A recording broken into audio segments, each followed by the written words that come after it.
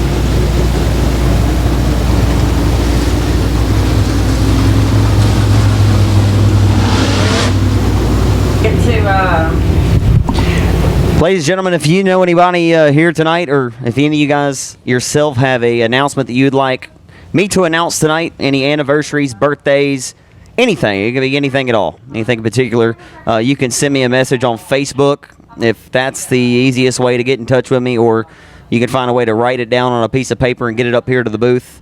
But if you'd like anything announced this weekend, I'd be more than happy to do that for you guys. So if you have anything, just send it on up and we'll get it out.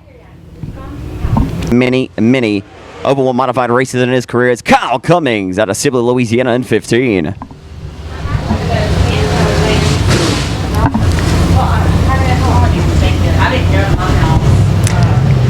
Winnigan Chris Hennigan and the number 16 Mars race car off the X02. How about it? It's Dustin Tater Hyde. Tater's back. Tater's car is beautiful. Look at that thing.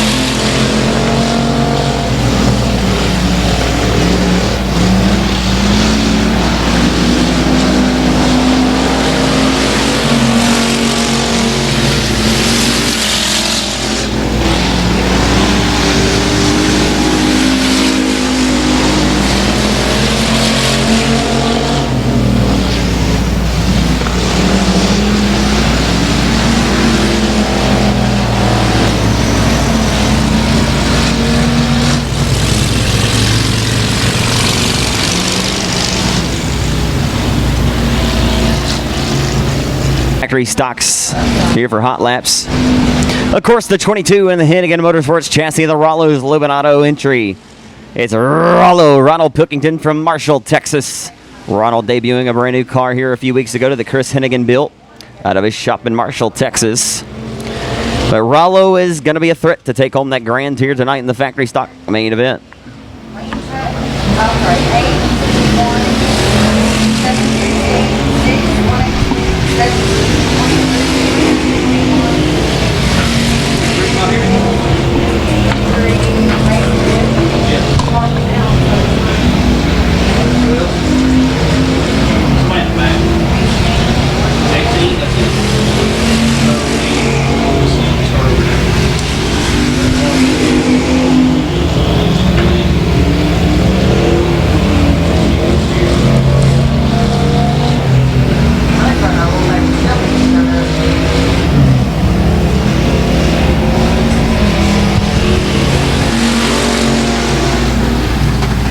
Young lady Ashton Owens. I believe Ashton just turned 18 years old, but she's a pretty quick shoe. I tell you, her dad builds a pretty dang good power plant too. F1 racing engines out of Redwater, Texas.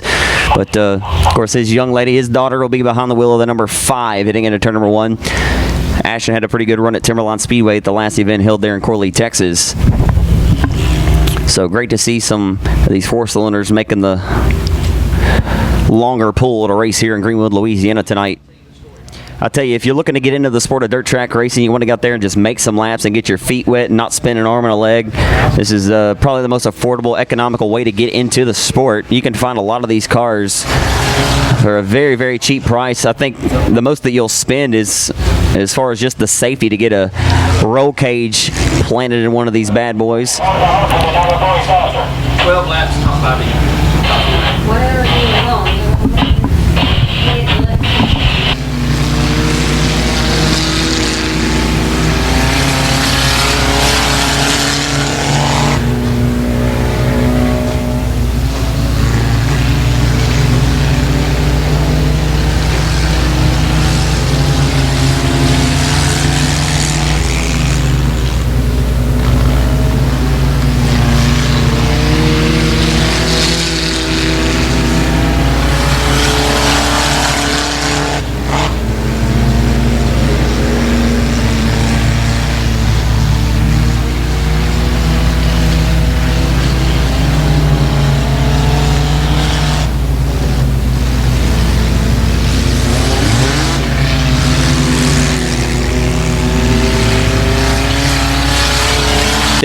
Best engine racing powered IRP 36J for Dustin Whitehead.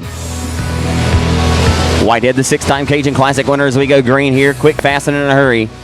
And hot lap session number 1 for the limited modifieds tonight here at the legendary quarter mile in Greenwood. The Dust Devil 260, the hard charger here for the inaugural Battle of Boot Hill. Eric Thorne in 260 drove his way from 22nd to 2nd to that main event.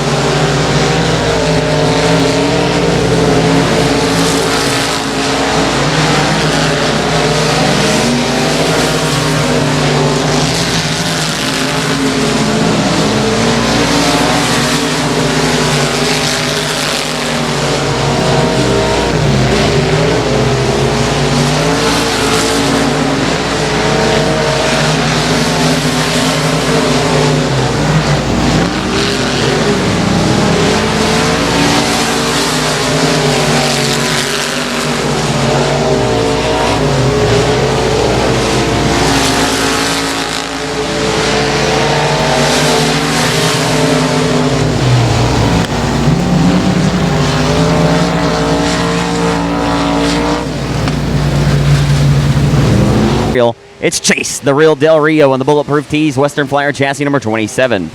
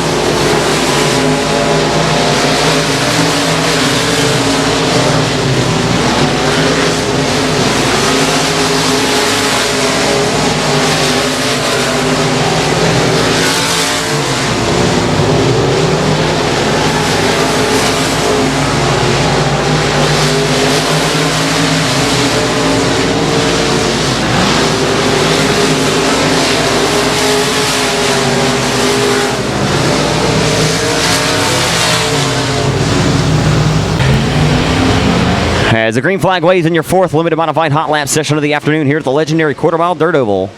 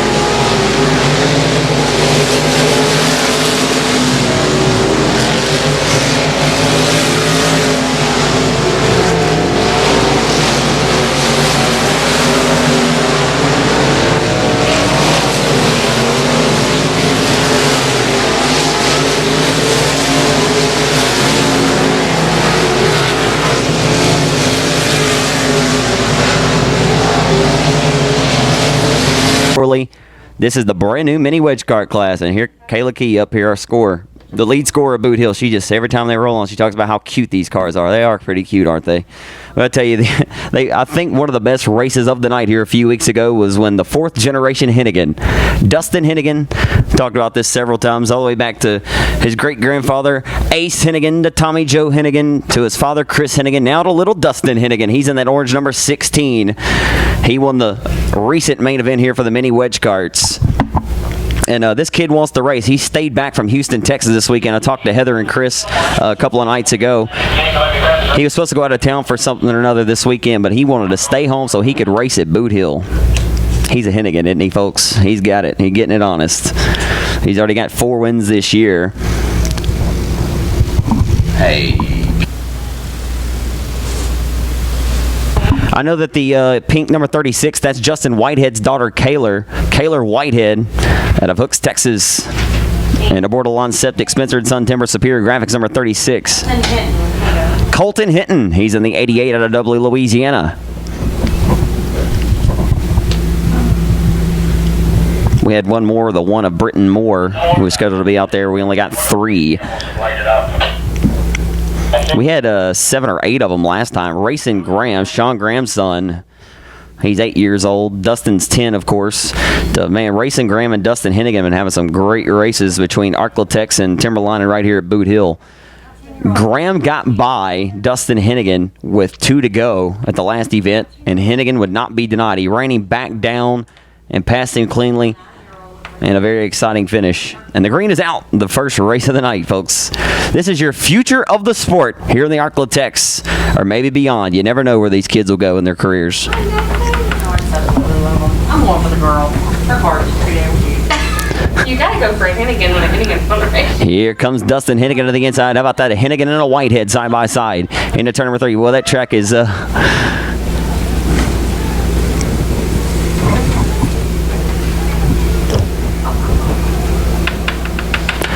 Hennig on an assault to the front right now. The 88 pitching it sideways there, but Hennig, someone talked to little Dustin about, he says he likes to keep it smooth. Oh. He watches too, though. Colton Hinton still up front leading the way. My daddy used to help Tommy Joe out. One thing that I really take a liking to, look at Chris Hennig, folks, in the black, watch the kids, but you can take a glance over, there's Chris over there in the black fire suit. Well, he really loves watching his son race, and there goes Dustin Hennig into the race leading 16. Kayla Whitehead going to come through. Hello, how you doing?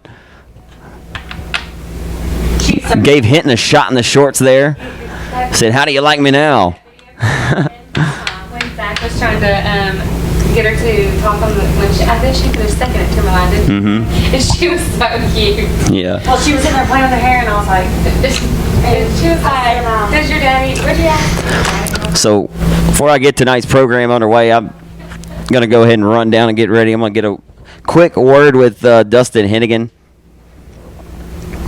I might have to haul it back up here to the top. Take your time, Robin's not there yet. Just when Robin gets here, Yeah, when Robin gets here, just do hurry up. No intermission, no pee breaks. Try to use that. Toot-a-do for Dustin Hennig.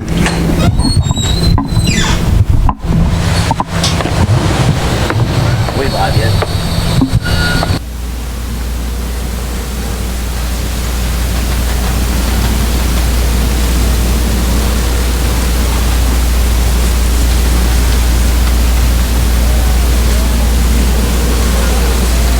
Check us out, Dustin Hennig, your mini wedge kart event winner tonight.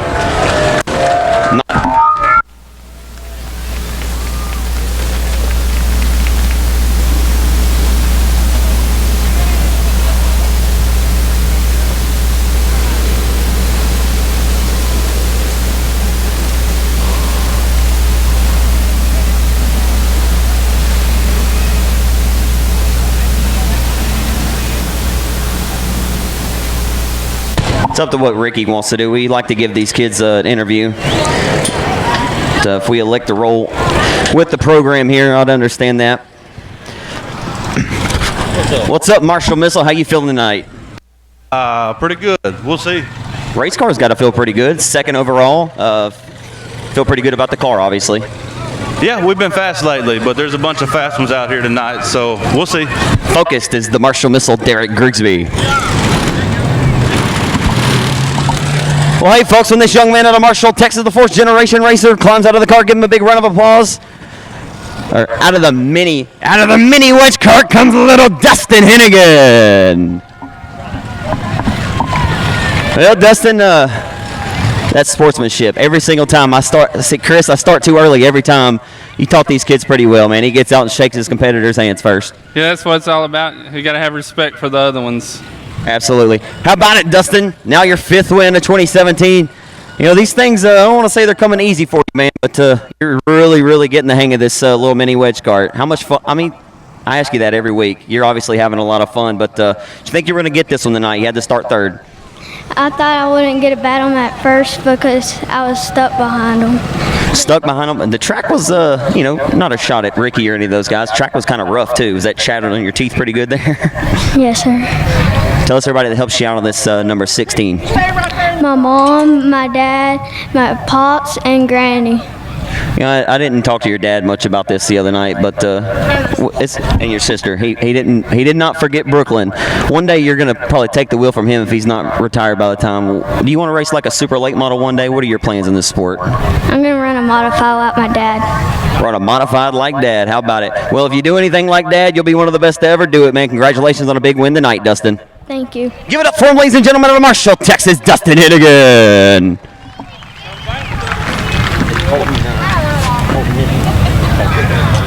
Colton Hinton coming up second tonight. Colton, I don't believe I've seen you here this year. Sweet-looking little car for you, young man. How old are you? 8. 8 years old. Where you go to school, young man?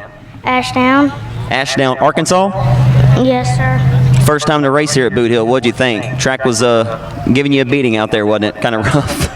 Yes, sir. Tell us somebody that you'd like to help, or that you would like to thank for helping you out. My dad, my papa, and that's all. Keep it up, young man. Looking good. Yes, sir. And third tonight, how about it? Boothill Speedway, the lady in the field, Kayla Whitehead. Kayla, boy, this car sure is pretty, isn't it? But you're getting better and better every time you get out here. First time to race at Boothill, though. Yep. Yes, sir. What's different about racing on this one other than, I guess, Timberline? It's a lot rougher. I hear you on that. Was it about to rattle your teeth out of your head there? Yes. Tell us everybody that helps you out on the little mini wedge cart, Kayla. My mom, my dad, everybody that helped me. Outlaw race cars. Best engines. One septic. I don't know how to say it. It's all right. You got many more years to do this. You know, like I just talked to Dustin about, you're going to go and take Justin's seat one day too, right? You're going to take your dad's factory stock car? Yes. I love the confidence. Great job tonight, Kayla. Great to see you at Boothill Speedway. Another good run for you, young lady. Thank you. Give it up for, ladies and gentlemen, Kayla White at a Hooks, Texas. Thanks to Trent Foxworth Wells, Keechern, and McLeod's Towing, the former Pure Stock Truck champion Brandon McLeod, for throwing up something for these mini wedge carts. Your overall Sport Mod top qualifier this weekend. Where's he at?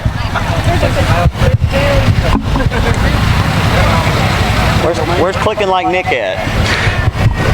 Boothill Speedway, give a big round of applause. Last night's overall top qualifier, the former Texas Motor Speedway World Dirt Track Championship winner will get $200 for his efforts for the Sport Mod top qualifier here for the third annual Battle of Boothill, Nick Clickenbeard. And the top four are going to draw right now to where they're going to start in the main event tonight. The top four are only locked in. And the top four, of course, is Nick Clickenbeard, Quick Nick.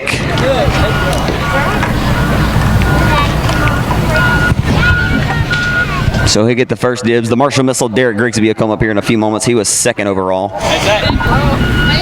Nick Clickenbeard draws a 3. He finished in the top 3 of this main event here 1 year ago.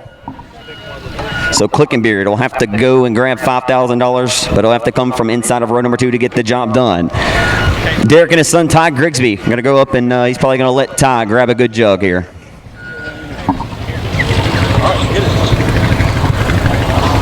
Take the top off. Set it down.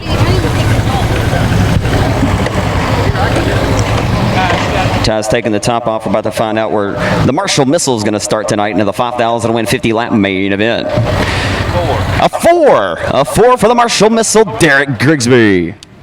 And high fives his son regardless. He says, I like that outside line at Boothill. It'll be all right. No pressure, guys. Yeah.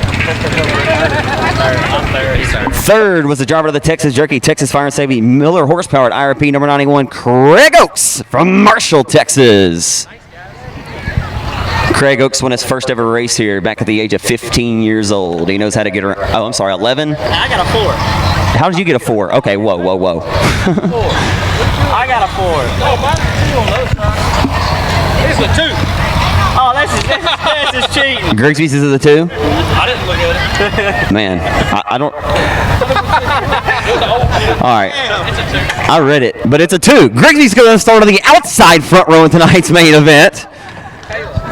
I'm dyslexic. No, I didn't see it. I thought you said 4. I don't know. Did I say that? I thought you did. Don't trick me, Derek. See what I get. Your 4th top qualifier this weekend. How about it, folks, for the owner and builder of Ingles Racing Performance Chassis and the East Texas Holland and Reagan PTS powered IRP. It's racing Jason Ingles. And what do you got? The 1. Ingles is going to start on the pole. So the former Armadillo Nationals champion, the former Tootsie Smith Memorial champion, the reigning Louisiana State Dirt Track champ, Jason Ingles, going to be tough to beat from the front row tonight. But Derek Grigsby, another IRP chassis competitor, he's got something up his sleeve. It's going to be a lot of fun later on. So these are the 4 we know for sure that are going to start in the first 2 rows of the night's main event. Now we got a lot of racing to do to find out who's going to make up those other 22 starting spots. Wait, I'm sorry, 20 starting spots.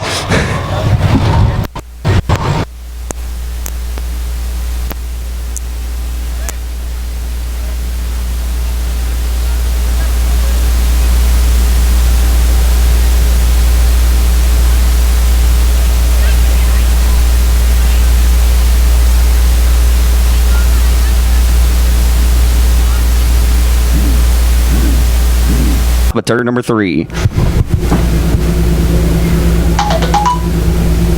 Before we go to the Lord in prayer, I'd like to mention we lost Mr. Earl Sermon, one of the old school Boothill fans who sat up at the top of the track religiously each and every time the doors were open here at Boothill for many years, dating back to the 70s. James Sermon and Tracy's father, of course, but went on to be with the Lord, and that's Renee Sermon's grandfather, of course. They've been a mainstay at Boothill for quite some time. We'd like to send our condolences from the Boothill Speedway racing family to the Sermon family as they go through this difficult time. Our racing family is thicker than blood, and we're here for them, here for those guys throughout their time of grief. We know they do the same for us. So, Mr. Earl, we miss very deeply here at the Boothill Speedway. We know he's looking over from heaven right now. Join me in prayer, please. Dear Heavenly Father, we gather before you this afternoon with our friends and family at the Boothill Speedway. Lord, we thank you for blessing us with a beautiful night for racing here. Lord, we just ask you to look over the racetrack, or the racers, the crew members, and the track officials, as they all put on a show for the fans. Watch over us, Lord, as we all travel home as well. Lord, we ask you to look over all those serving in the military and abroad, and just make sure those guys get back home safely. It's because of those guys that we're able to be here and enjoy this great sport that we all love so dearly. It's in Jesus' name we pray. Everyone said, amen. Once again, please remain standing for the playing of the National Anthem. Old Glory once again to the top of turn number 3.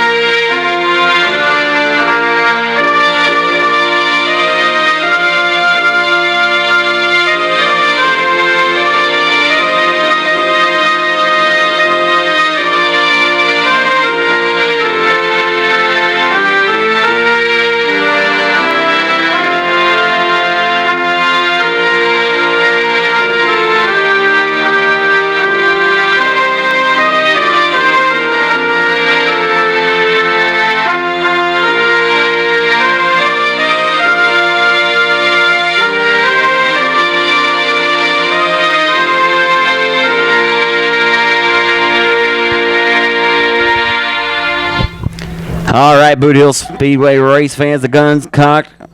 We're ready to rock, kick the tires, light the plant here at the Boothill Speedway.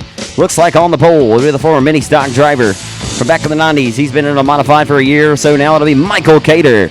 Outside, it'll be Chad Piro in the GRT chassis. Inside of two, it's Winnigan, Chris Hennigan out of Marshall, Texas. Driving the CNC Oilfield Services Sputz Powered MB Custom number 16.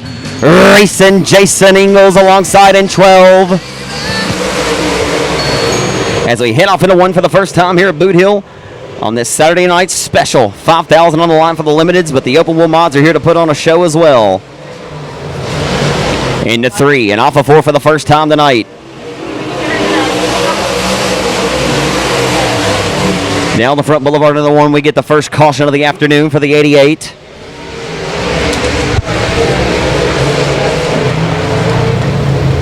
Peter, once again, is going to be on the pole. You like that, don't you, Alan?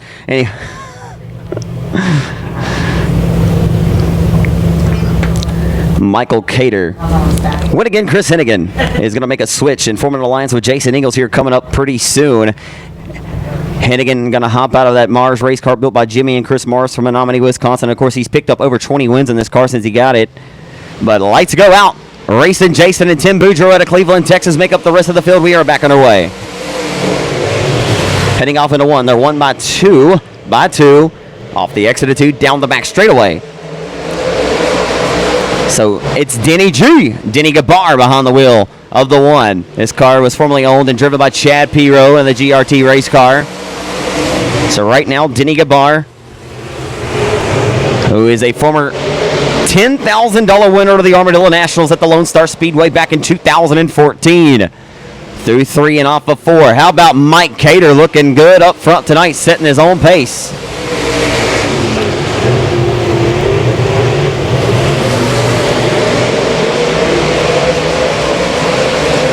Chris Hennigan. Something didn't quite go right there off the exit of two, midpoint of the back straightaway. Not sure if he and Ingles made contact. If they did, I think it may have been obviously not intentional. These two guys have actually become pretty good friends. I was walking through the pits a few nights ago, and I watched Chris. He was running up to, and right there in second, right in front of Ingles and Hennigan. The one of Gabar loops it right in front of him. That was a close call.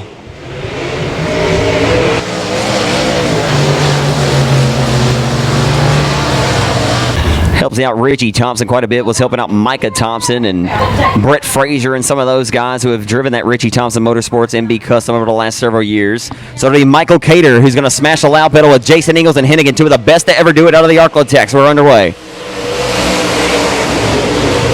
Heading into one with a fleet full of Ingles and 16 of Hennigan. Off the exit of two, down the back straightaway. Here comes Timmy Boudreau.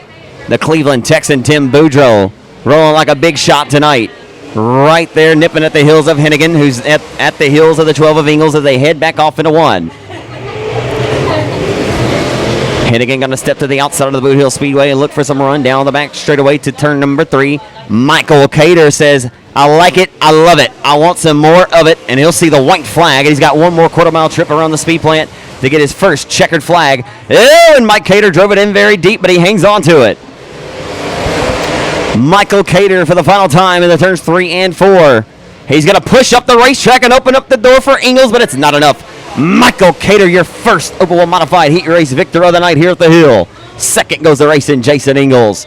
The 16 of Winnigan, Chris Hennigan. 15G, the former runner-up at the 10,000 win Doug Murphy Memorial at the Arclitex Speedway a few years ago. One of the best to do it. Of course, he is the third-generation racer to his grandfather, G.W. Larry, drove the 51 here at Boot Hill, to his father, Gil Larry, who drove the 98 street stock and won a lot of them, folks. He's in that PTS Racing Engine-powered IRP. 15G, it's Jeff Larry. In the PRP suspension, Stuckey ENT, Children's Fishing and Rentals, number 15 from Sibley, Louisiana, it's Kyle Cummings, the son of the 1998 Super Late Model champ, Rusty Cummings. Hey, who is that in 2? I can't see. Outside of our number 2, good to see my good friend back, the 2012 Midseason Points Championship winner here at Boot Hill. His first start in 2017 for one of the nicest guys in motorsports. He was formerly voted Texas Motor Speedway's most popular driver. It's Dustin Tater Hyde out of Red Lick, Texas.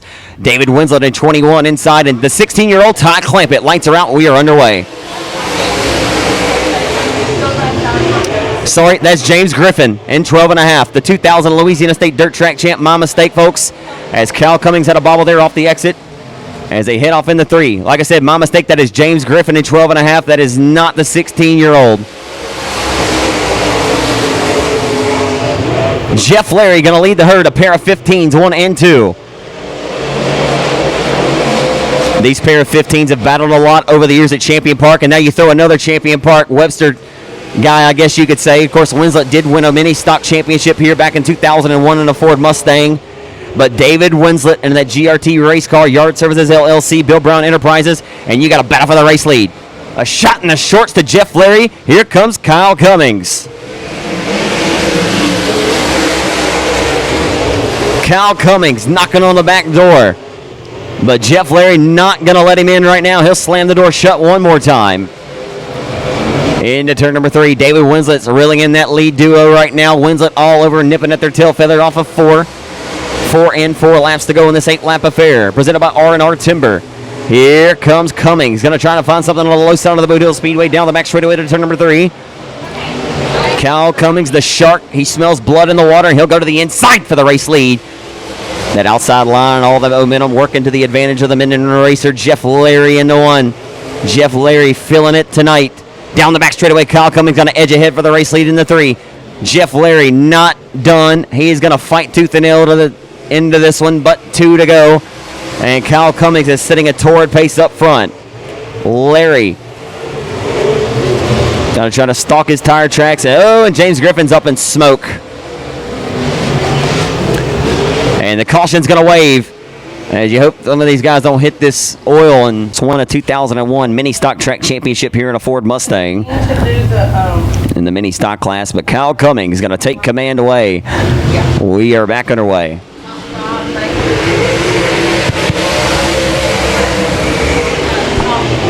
David Winslet going to hammer the outside of the Boothill Speedway and hammer the cushion. They're going to go 3 different lanes wide. Here comes Tater Hyde. Throw some skins on it, baby. Here comes Tater. The white flag is out for Kyle Cummings. Kyle Cummings has had some strong runs in some of those big Doug Murphy Memorial events. He's got 8 career Southern United Professional Racing Series late model wins, and he'll try to get his first modified win at Boothill in 2017. Kyle Cummings, your winner. Second goes to Winslet in 21. Larry holds off Tater for the 3rd spot, and once again, that'll wrap up your top 4. Very valuable as the $7,000 a win 3rd annual King of the Hill coming up July 27th, 8th, and 9th next month. And all these factory stock drivers, every single lap important, as they can learn something, put it to the test here when we come back in July with $7 grand on the line. But hey, we got $1,000. The getting's good tonight here in Greenwood, Louisiana.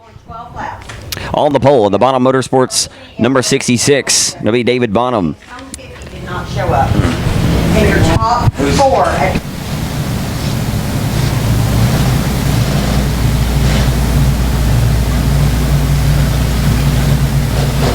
Did you? Yes, they're all there.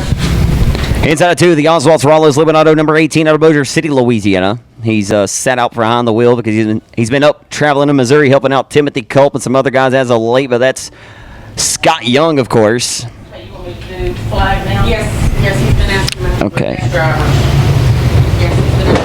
he's been asking. Outside of the front row, that's David Leger. Florida, and I was like, All right.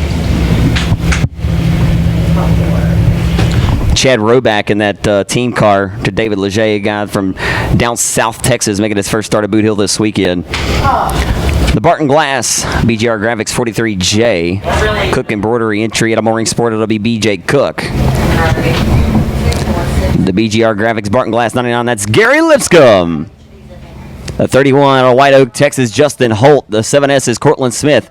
Hard to see that outside row, folks, but I promise you I'll get them. Bo Perry in that red 24. 74 is Josh Milliken. He's outside of row 3.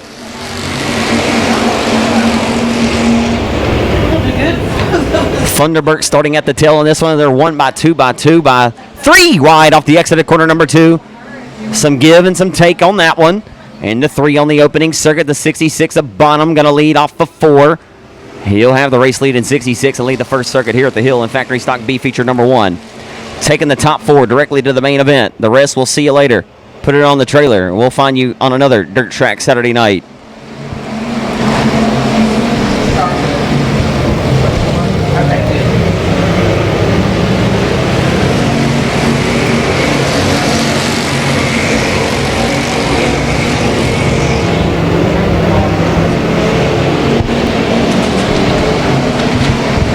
So down the back straightaway right now, action kind of strung out between your top few competitors, but your race leader just made a big bobble, and Scott Young is there to capitalize. All over the tail tank of the 66 for the race lead. A bobble last time by through 3 and 4 for your race leader to the Bonham Motorsports 66 for David Bonham.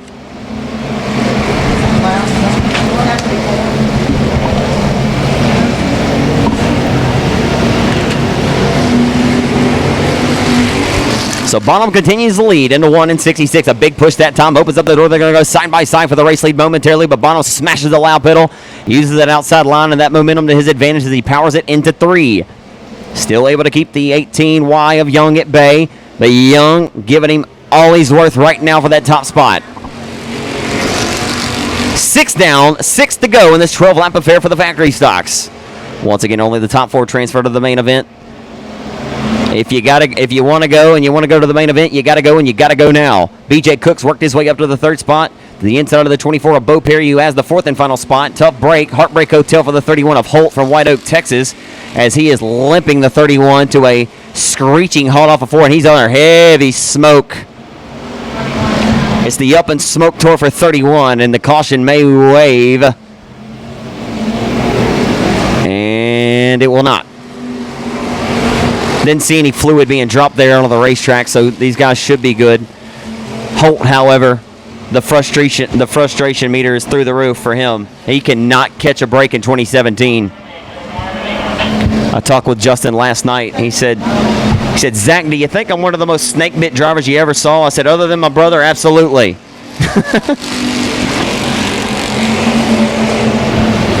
Sometimes you just feel bad about guys when they have bad luck after bad luck after bad luck. That's a part of this sport. And after you face a lot of adversity and then you find victory lane, they make them that much sweeter. But it'd sure be nice for some of these guys to have a good one every now and then.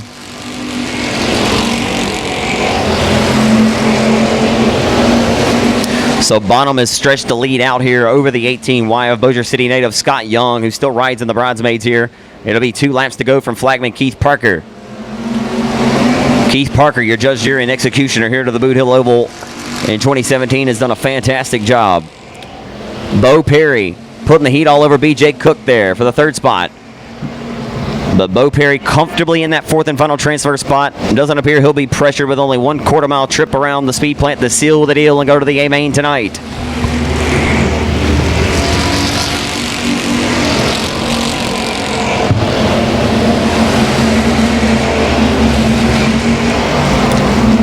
Into 3 and off of turn number 4 for the final time. Driving the Bonham Motorsports number 66, David Bonham in 66 wins B feature number 1 for the factory stocks.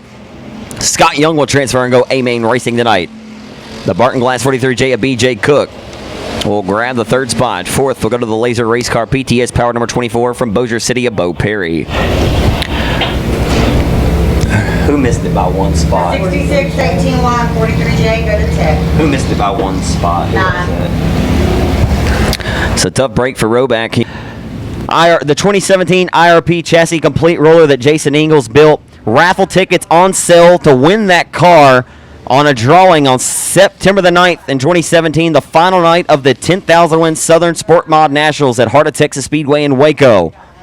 It's a 2017 IRP chassis complete roller with a lot of nice parts on it. Raffle tickets are $20 each to win a 2017 IRP chassis. Go down and see Dirt Track Junkies, my good friend Charlie Miller down there. I'll tell you a little bit about what they're doing here in a moment as B feature number 2 is underway. The 3 wide into 1. It's a wild one. Oh my. Is that JoJo?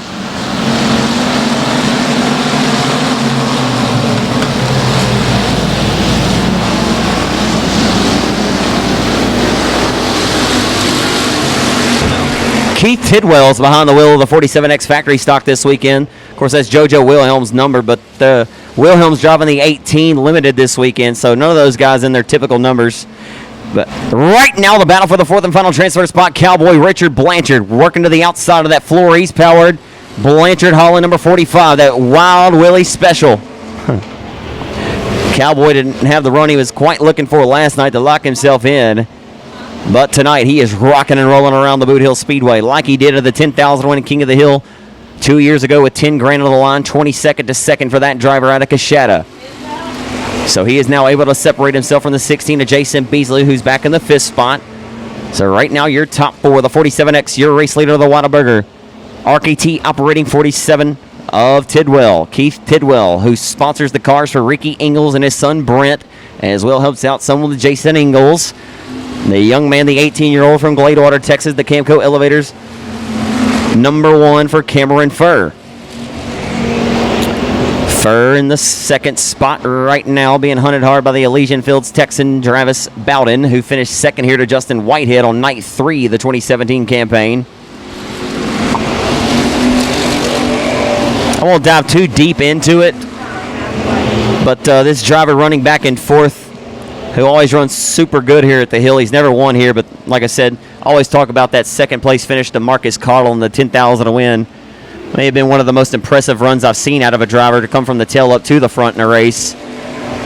But Cowboy Richard Blanchard from Coshada, I know he's racing with a little bit extra incentive this weekend. He wants to show a guy that I grew up watching race that they can still get it done in a 45.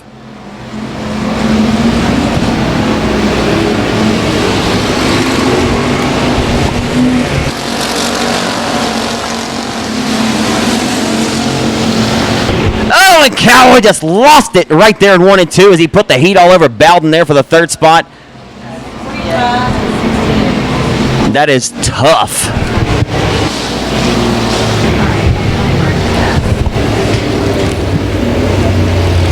Man, oh man.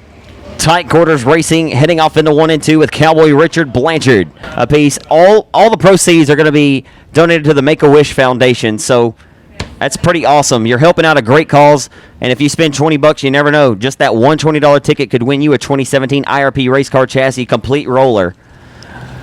I'll tell you more about it in a moment. Lights are going back out with Tidwell, your leader in 47X.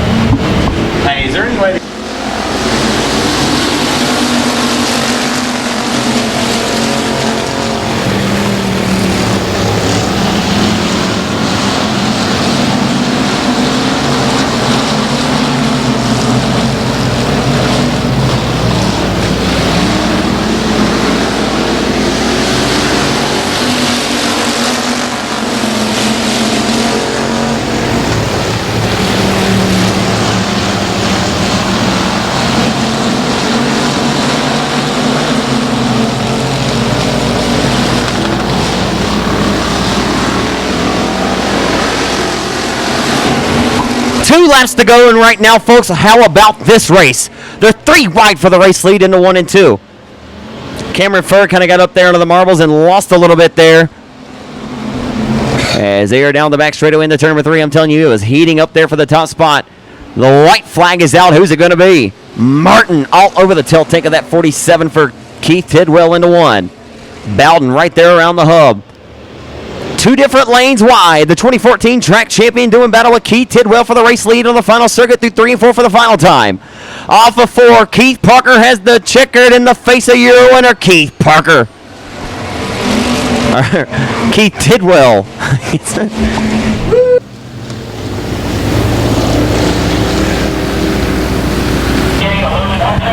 Qualifier here at Boothill. This is what all of these limited competitors have checked in for this weekend. Not to particularly be in one of these races, but to race their way out of it to have a shot to race for $5 grand. They say, just get me in there and give me a shot. And on the pole of this one, it'll be the young man out of Post, Texas. And the Mark Herring Racing powered IRP chassis, the 22-year-old out of Post, Texas, driving the Revolution Race Products, D&D Oil Company, Dawson Enterprises, Kingdom Tire and Lube, or Best Tanker Rental. This driver had 21 wins at 10 different racetracks in 2015. He's tied for 5th in passing points after night 1 of the Battle of Boot Hill. Competes a lot at the Boothill Speedway over in Eunice, New Mexico, and over at the West Texas Speedway. He swept the Black Gold Showdown at Cardinal Raceway in Eunice, New Mexico 2 years ago, the biggest win of his career. It's Dustin Robinson on the pole in 10. Jeez. Inside of 2, the 1996 Super Champ Ricky Ingles at Longview, Texas. Mark Underwood Jr. to the outside pole. Casey Penn outside of 2. Rapid Roy, Aaron Roy in 35.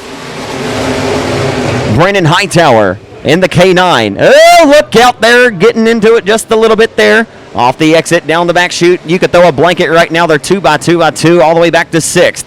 Cortland Smith in the 7S back in 7th. Off of 4, leading lap 1 goes to Dustin Robinson. D-Rob leading it. Here comes Rapid Roy, the stock car boy, and Brandon Hightower just threw an absolute haymaker on Mark Underwood Jr., and Mark Underwood Jr. may not like that too much. Brandon Hightower, the young man who's made a few NASCAR Xfinity Series and NASCAR Camping World Truck Series starts, ruffling up some feathers there, and Joe Mafu's Grant Shelton Worldwide Tire Express Chassis PTS Power number K9, trying to bark like a big dog right now, but he's going to have to let that thing eat a little bit harder if he wants to get into the show, because only the top, you said 5, right? Top 5 transfer to the main event. Sorry about that. Top 4 transfer. Sorry, initially I was told top 5. We've got it together here, though, folks. The top 4 transfer, the top 5 have to go to Tech just in case. Right now, off the exit of 4, here comes Ingles. Ingles is working something to the inside. No harm, ladies. Doing a fine job. Into 1, D-Rob, Dustin Robinson. Swapped over to an IRP chassis last season after being in an ASI-powered Western Flyer back in 2015. He won 21 races at 10 different tracks. I've talked about that quite a few this weekend because that's an impressive statistic for the young 22-year-old driver. Here comes Ricky Ingles. Ingles, your most recent limited modified victor here at the Boothill Speedway. He'll go to the inside for the race lead. They're going to go door-to-door through 3 and 4. 10 and 81 for the race lead. Door-to-door off of 4. Ingles going to edge ahead by half of a cat's whisker into 1. They're still door-to-door into 1 and 2. Dustin Robinson not going to budge off that top shelf. He's liking it up there up top. But Ingles going to skate away to the race lead. Here comes Penn going to capitalize. Casey Penn going to capitalize out of Shreveport. Your top 4 right now. It's all Rapid Roy, Aaron Roy in the Texarkana Emergency Center Presto Magic Clean Roy Performance Powered IRP chassis number 35, running in the 4th and final transfer spot. Hightower back in 5th. Right now they go door-to-door for 2nd, down the back straightaway into turn number 3.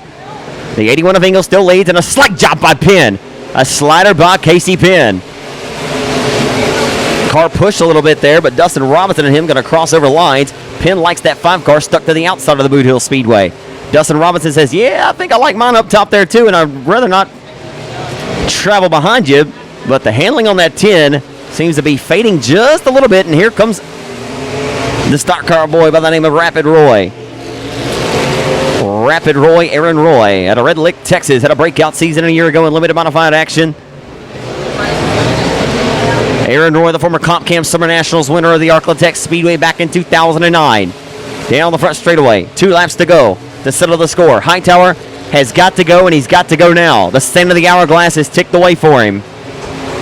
He's going to need a caution. He's going to need something to save him, because the white flag coming out for the 1996 Southern United Professional Racing Series late model champion Ricky Ingles in 81. Ingles for the final time. Casey Penn is giving it hell up top. Dustin Robinson to the 35 of Roy going at it as well for 3rd. Final time off the 4. How about it? Uncle Ricky Ingles gets the job done in your first qualifier race for the limited mods here for the 3rd annual Battle of Boot Hill. 7H's Garrett Higgins. J.J. Jennings out of Corpus Christi, Texas, outside of the 26G.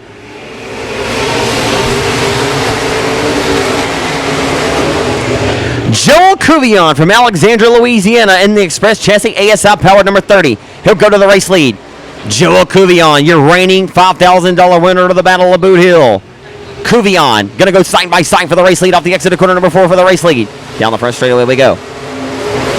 They're going to go side by side for the race lead. Garrett Higgins and Cuvion going to go at it tooth and nail down the back straightaway. Joel Cuvion representing the home state of Louisiana out of Alexandria. He'll step to the outside and tiptoe it around the outside. Oh, and Higgins makes contact with Cuvion off of 4. You'll always talk about it. These guys are racing very hard right now for the lead. I mean, you couldn't slide a paper right now between the door panels of those 2 cars, the 37H and the 30, between Higgins and Cuvion. They are absolutely going at it. And here comes Winnigan. Chris Hennigan up to third. He's teammates this weekend with a driver who sits out front and don't think Chris doesn't see what's going on here. He says, you want to beat and bang on my teammate? I'll get in here and ruffle your feathers if I can. We'll find out. Never know what's going through Winnigan Hennigan's mind. J.J. Jennings holding on to the fourth and final transfer spot right now.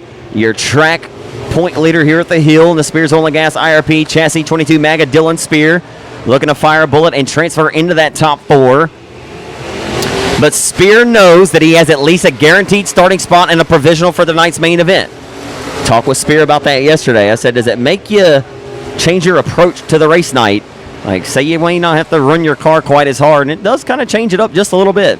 You don't want to tear your stuff up if you know you have a guaranteed spot and you have a lot of laps to get the job done. So right now, they have kind of settled it out, settled the score. They're tucked around the low side of the Boothill Speedway right now.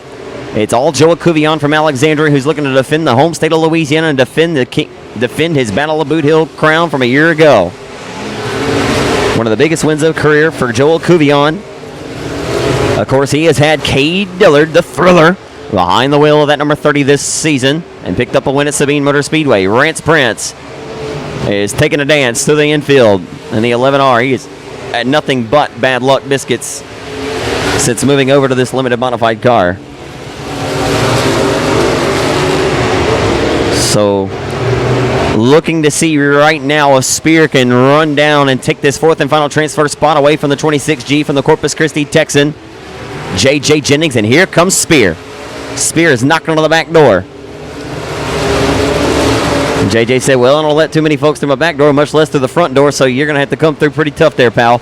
And Dylan Spear knows his way around the Boothill Speedway, though. A young racer who's only been racing this class for 2 years. Began his career back in 2013 in factory stocks. And has found a home here in the limited division. He does have a factory stock being built. Like I said, he does have a provisional to fall back on the white flag ways right now for the 30 of Cuvion. Higgins still second. Off of 4. In third, it's Winnigan Hennigan in third still. The 26G of J.J. Jennings. And look at Spear giving it all he's got. He's going to try to fire a bullet into turn number 3 in that 22 mag. He's fired a blank the last few times off of turn number 4 for the fourth and final spot. Gets up in the marbles. Not going to get the job done. But Spear will go to the A main anyway. So your unofficial top 5. Your unofficial top 5 in that one. I know it gets hard for you guys to hear out there.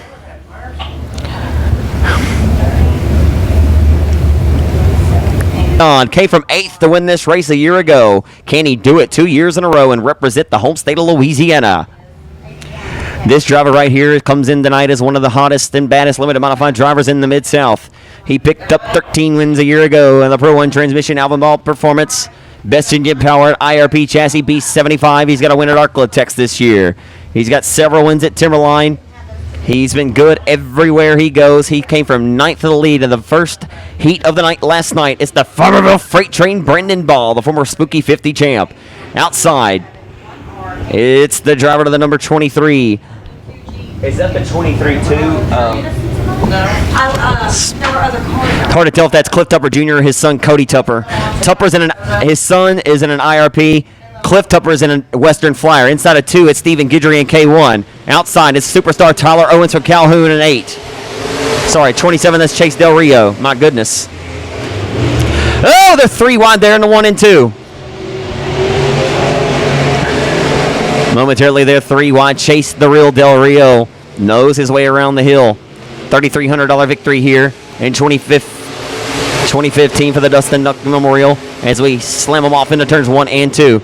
Here comes Del Rio to the inside of the B75 for the race lead. Has to check up and get on the binders there. Tupper there to the left rear quarter of the 27 as they go through 3 and 4. The K1 of Guidry. Oh, he makes contact there with the 23 at Tupper and allows the 8 of Denny Gabar to take advantage and go by. So Denny G up to the 4th spot at 8. And Tupper just lost it right in front of the former TMS World Dirt Track champ. And here comes the Falk Arkansas native BJ Moore smelling blood in the water. I'm telling you, it is absolutely wild right now. Looks like a game of Twister on a dirt track. And yellow is out for the first time in this one.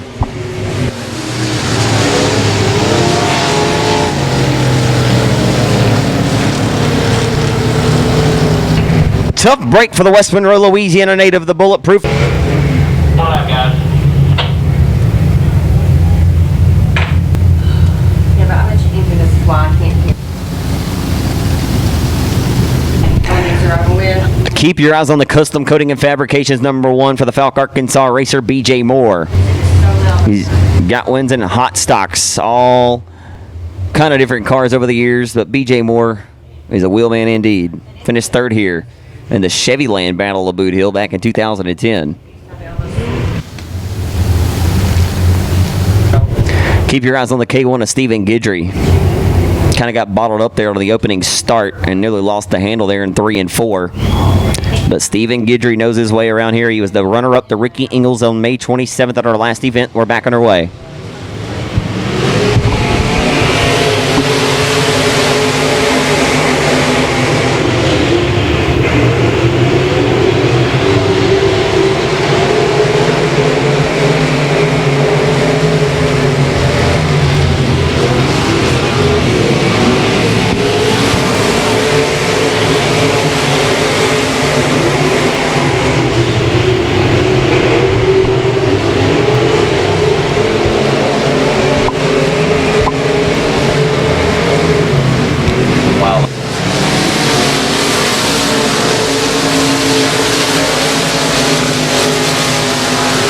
Caution waves, around goes the IRP KTI bodies number 81 from Bossier City of Kyle Ingles.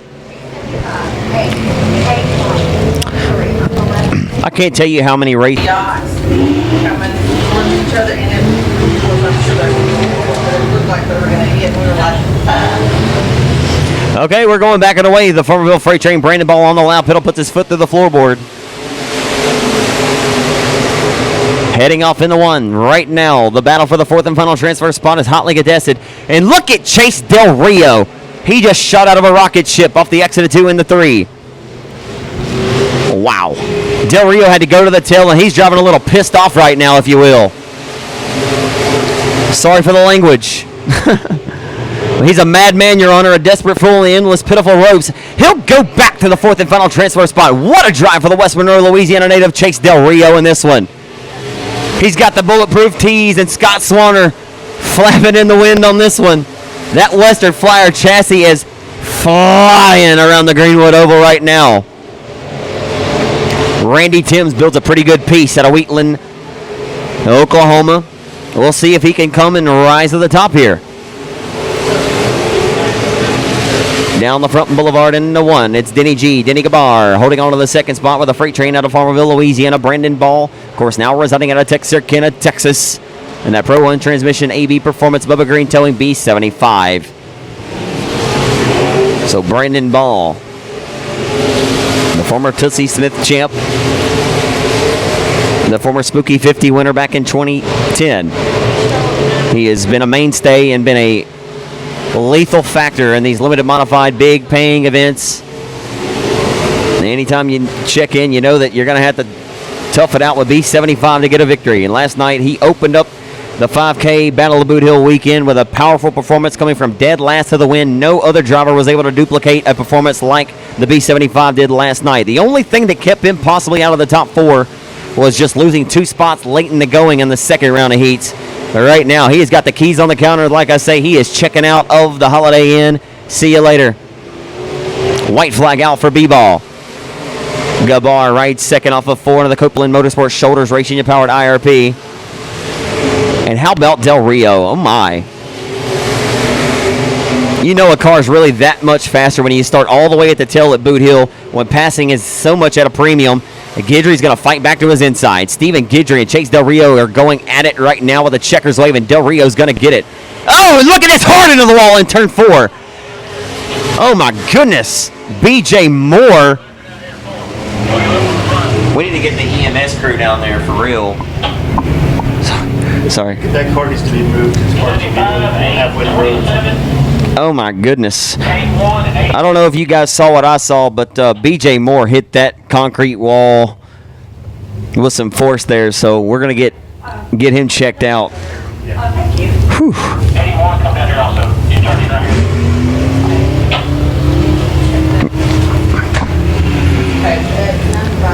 Man, that car took a hard right turn and veered straight into the wall, and it looked like it even picked up speed before it hit the wall. Man, that was a hard hit for B.J. Moore out of Falk, Arkansas.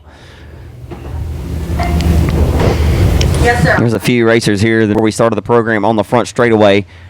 So we had the 5th car in passing points all the way through 6th throughout the rest of the field competing in these. So no slouches, folks. I'll go ahead and make that very, very clear.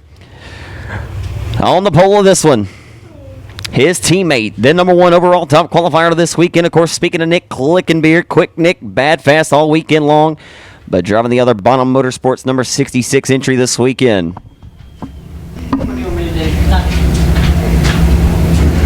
I'm just doing this on do this. when this is over with, I'm going to have to come up here and get them on. Oh, they're going green, aren't they? Green, I wouldn't go in. Alright, let me get one, go to work. Gabe Tucker out of Carbon, Texas, outside of the Lightning McQueen. Okay, that's wild. The 95 Express chassis, that's Gabe Tucker out of Carbon, Texas. The RaceOnTexas.com, Foam Pros, Bordelon Septic, Spencer & Son Timber, Sames Ford, Texas' oldest dealership, located in Corpus Christi, Texas. The driver of the 36J, the 6-time Cajun Classic winner, Justin Whitehead. Justin Whitehead came to Boothill Speedway this weekend, and the 3-time Louisiana State Dirt Track Champion means business. He'll go to the inside of the Carbon Texan there, door-to-door for the 2nd spot down the back straightaway in the turn number 3. Even off of 4. Down the front straightaway, and the line, the 95, using that outside line to that momentum to his advantage. Throw a blanket over your top 3 right now. Greg Frazier up front leading the way in 66, looking like Nick, clicking it. And the turn number 3.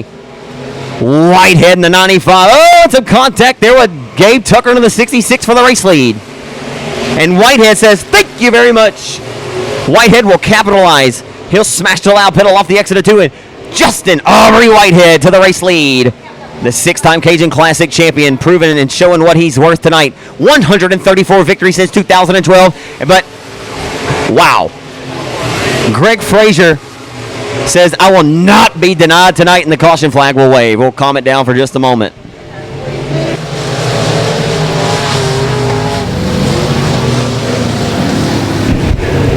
Tough break for the multi-time Battleground Speedway track champion from Highlands, Texas. That one's going to be plain. This one's right here on the 8 Then does have 16 limited modified wins since 2013. Gabe Tucker, the Lightning McQueen lookalike. I know a lot of youngsters will love him. The Carbon Texas racer of the KSG Motorsports entry has a win at 281 this season. He'll put his Hughes by 89 Motorsports chassis back to the test here on the restart. We're back underway. So Greg Frazier going to lead the herd into 1 and 2.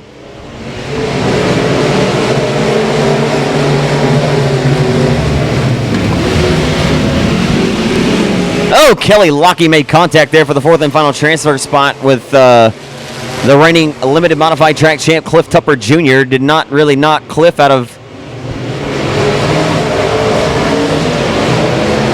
all kind of contact there to the tail of the field. The 3 wide for the race lead off the exit of 4 momentarily. Whitehead's finding something, and he's got it stuck right around the hub. And look at Whitehead crossing him over. He'll go to the outside of the Boothill Speedway. Watch this run. Whitehead's about to get in 36J. Doesn't quite find it that he's looking for, or that I was looking for anyway. But the way he's able to tuck that 36J to the hub off of 4, he's able to pick up that slack between him and the 66 and 95. You got a 3-way horse, a 3-way battle for the race lead right now down the back straightaway. As we continue to click them off, tick-tock goes the race clock. Tupper trying to reel in that lead trio. Whitehead all over the tail tank of 95 of Tucker. Gabe Tucker has not raced here much in Boothill Speedway in Greenwood, Louisiana in his career. The driver, like I said, who has a win at 281 Speedway this season. Last year, the most recent last chance qualifier winner, Brandon Ball. Tucker and Ball had a dead heat finish at a USMTS limited modified race at the Super Bowl Speedway in Greenville, Texas. And many folks had no idea who actually won that night. Off of 4, down the front straightaway, 2 laps to go. Top 4 pretty well comfortably in hand, but Tucker wants to win this one. Whitehead wants to win it. That's why we're still watching, and it's a good one. Down the back straightaway to turn number 3. Frazier hanging it all out on the outside with one more quarter-mile trip around the Greenwood Oval.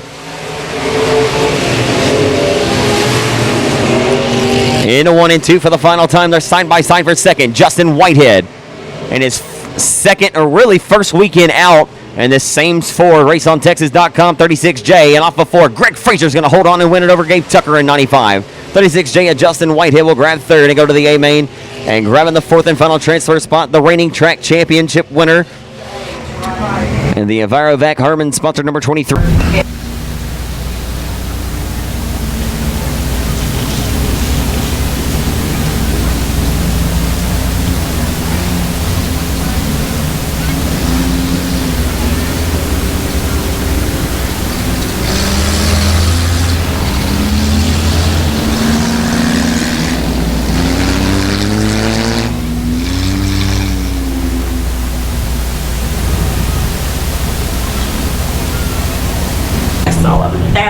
I need all limited modified competitors to the fuel shed. All limited modified competitors to the fuel shed, please. So I need all limited modified drivers to the fuel shed, please. The midpoint of the back straightaway in the pit area.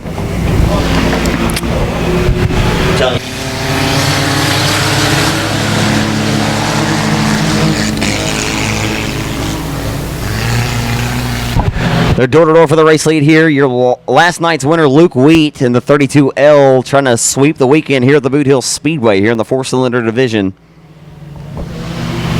And he gets a little shot there from the 00D.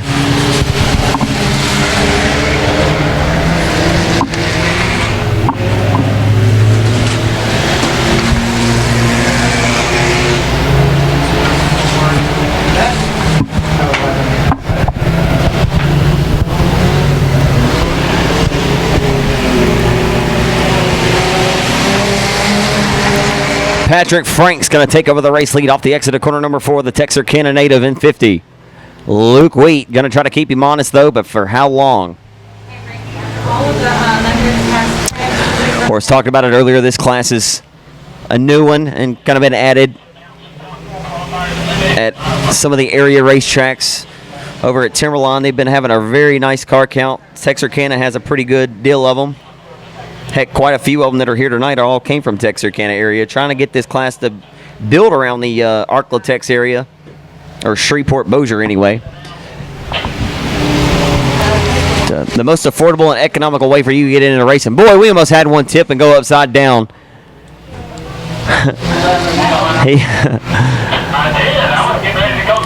That doubles it. He got as close to... I'll save that for later.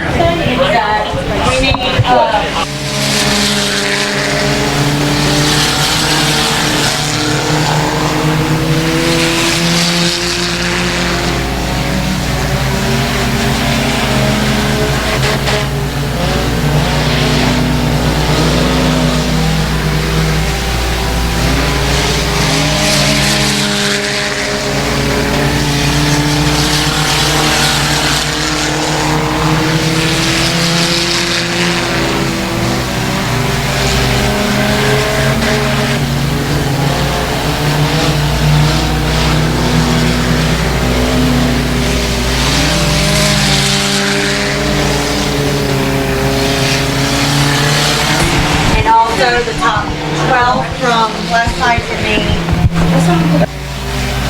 They can do theirs. While we continue on with the white flag waving here in your 4-cylinder main event, I'll head down to get a quick word with your race winner here. I need the top 4 limited modified competitors to, if you are interested in hot lapping, the top 4 that are locked into tonight, just the top 4. So that's Nick Clickenbeer, Jason Ingles, Craig Oakes, and Derek Grigsby. Those 4 drivers. If you 4 guys want to strap in your car, 2 winner last night.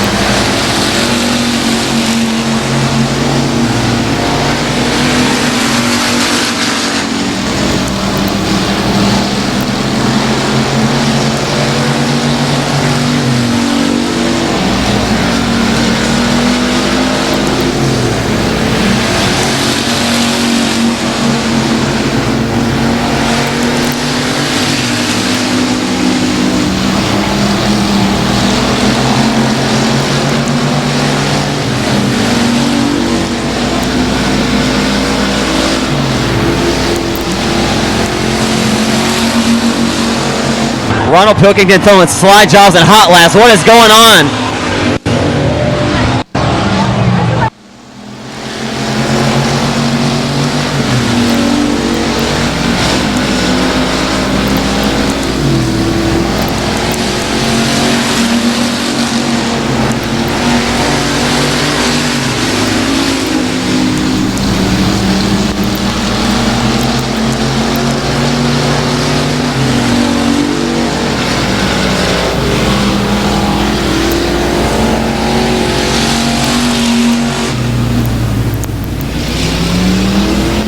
I don't know about you race fans, but Ronald Pilkington throwing slide jobs and hot laps, man. He's getting a little ambitious tonight for that main event. Good grief. Threw a slider on the 66 of Jacob Wilburn of the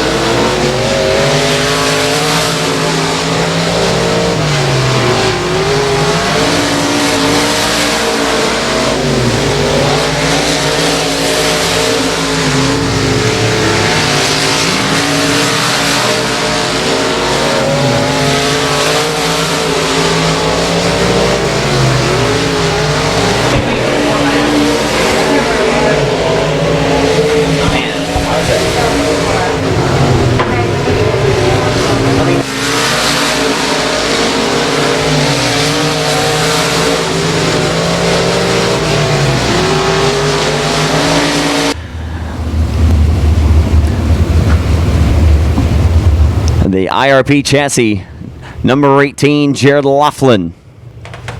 It's a slick looking wrap and a nice car for Laughlin here in 2017. And running out the field will be the 88 of Brad Bolt. So we're ready to go, race fans. Your first A main event of the night here at the legendary quarter mile over here in Greenwood. Kick the tires like the fires. The first A main. The green flag is underway with Michael Cater on the loud pedal from the pole. Here we go.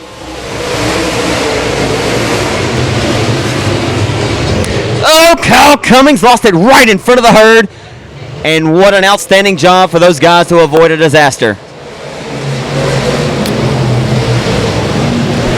Remarkably, everyone got through unscathed.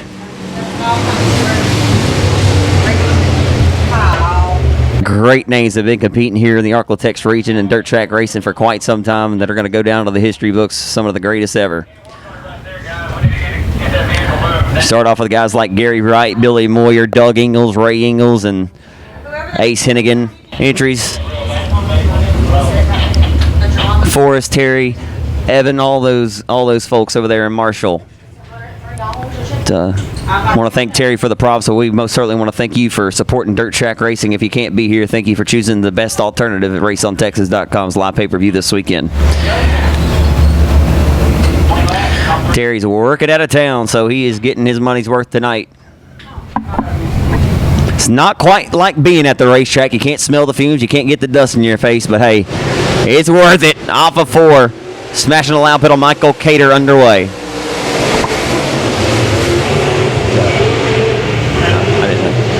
They're going to go door-to-door for the race lead. Down the back straightaway momentarily, David Winslet. Got a power to the race lead. The reigning track champion here at Boot Hill. Off of 4. Here comes Tater Hyde. Oh, my. Dustin Tater Hyde did not. Oh, and there goes Michael Cater, and Chris Hennigan had nowhere to go. Hennigan going to get bottled up there in the 16, and he is sitting there with a frown on 16.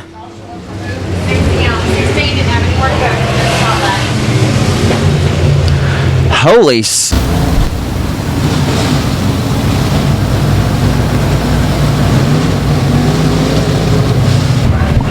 David Winslet in command of this one. The yard services number 21. He's back on the loud pedal and we're underway.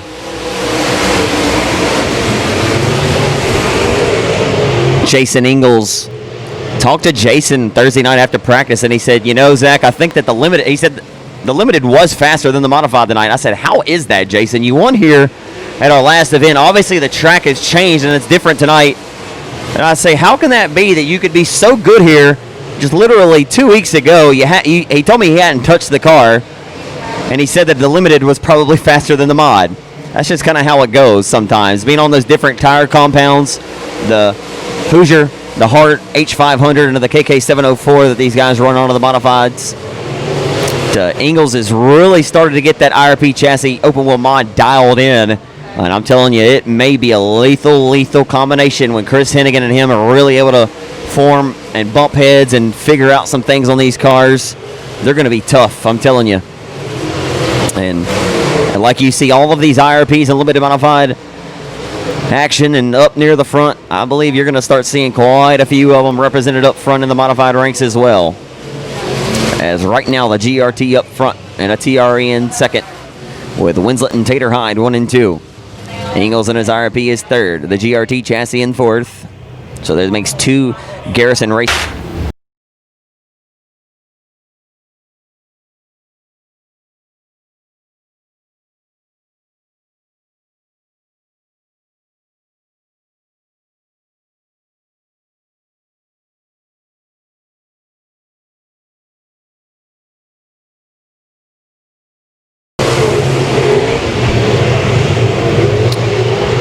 He's not the queen, he's the king of this one right now in 21.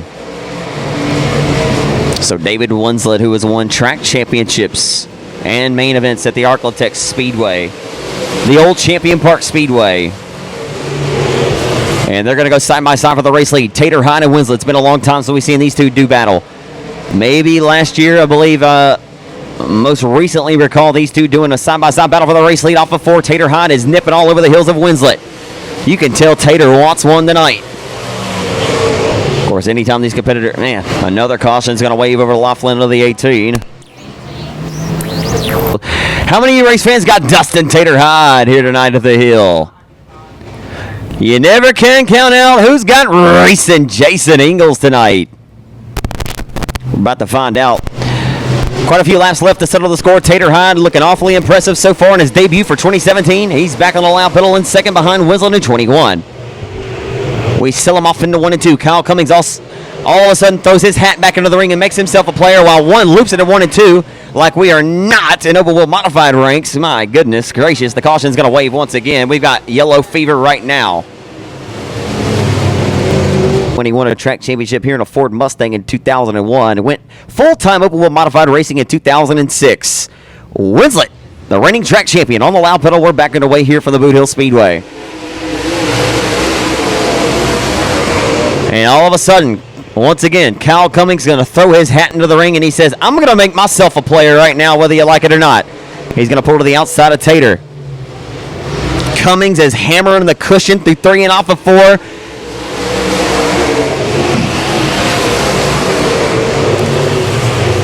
Tater Hyde's got something working right around the hub, and it's cooking. Winslet seems to be good right through the center of the Boothill Speedway, and you see where the 15 of Cummings is running. 3 different lanes for these drivers to choose from right now. But who's going to find the fast lane?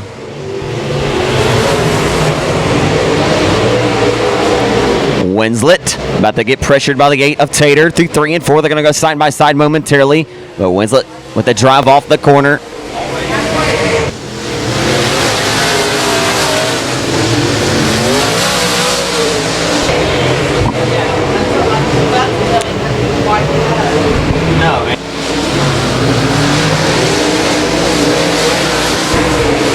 Down the front straightaway, halfway, 10 in, 10 laps to go.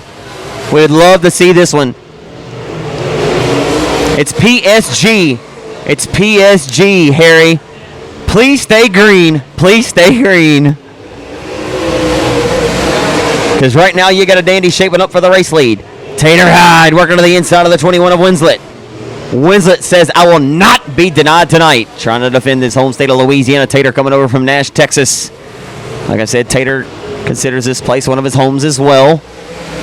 Tater Hyde once finished second with the United States Modified Touring Series in Belleville, Kansas back in 2008. Oh, Tater Heartbreak Hotel. Tough break for Dustin Tater Hyde. Good grief, right when he was there, making some noise and making this race pretty exciting up front.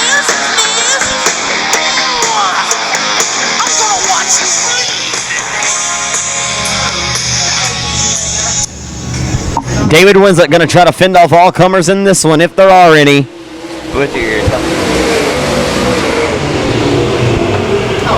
Into one. Here comes Cummings. He's got something working right around the hub there into the Childress 15.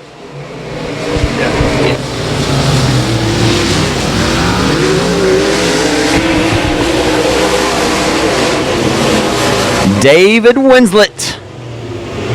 Man, he has been so good since switching over to this GRT race car. He talked to drivers and certain chassis manufacturers, certain things about some of the way these cars drive, different manufacturers just fit certain drivers' driving styles, simply put. And he has really found a liking to this GRT race car since he pulled it out and made all 3 of those United States Modified Touring Series shows at the or the Cajun Clash of the Arklatex Speedway in Vivian. One of the best open wheel modified drivers from the state of Louisiana, no doubt about it. As Winslet with a commanding torrid pace around the Boothill Speedway right now, getting down. It looks like it'll be 5 laps to go this time by. 5 to go, signaled by the hand of your flagman Keith Parker as they came by the front straightaway that last time by. So Winslet and the 15 of Cummings, who have raced a lot, like I said, over the years at Champion Park in Webster. It's going to be between these two guys to settle the score, and right now Cummings has given that 15 machine everything it's got. It's not going to be for a lack of effort for the Sibley racer tonight. I believe he is inching closer and closer for a barn burner finish, folks. He is coming, and he is there. 2 to go. 2 more to go for Cummings to steal a win away from David Winslet. Winslet says, I'm not going to have anything of it. Down the back straightaway into 3, but Cummings going to be able to drive it much deeper into turn number 3. You know, Winslet's got to hear that power plant underneath the hood of the 15, the final quarter-mile trip. And your first open wheel modify, your first main event of the night here for the 5K, 3rd annual Battle of Boot Hill. Down the back straightaway for the final time in the turn number 3. Driving the Bill Brown Enterprises, Yard Services LLC, GRT chassis number 21 from Bossier City. David Winslet, your open wheel modified main event winner tonight in 21. We'll head down real quick and get a post-race interview with Winslet.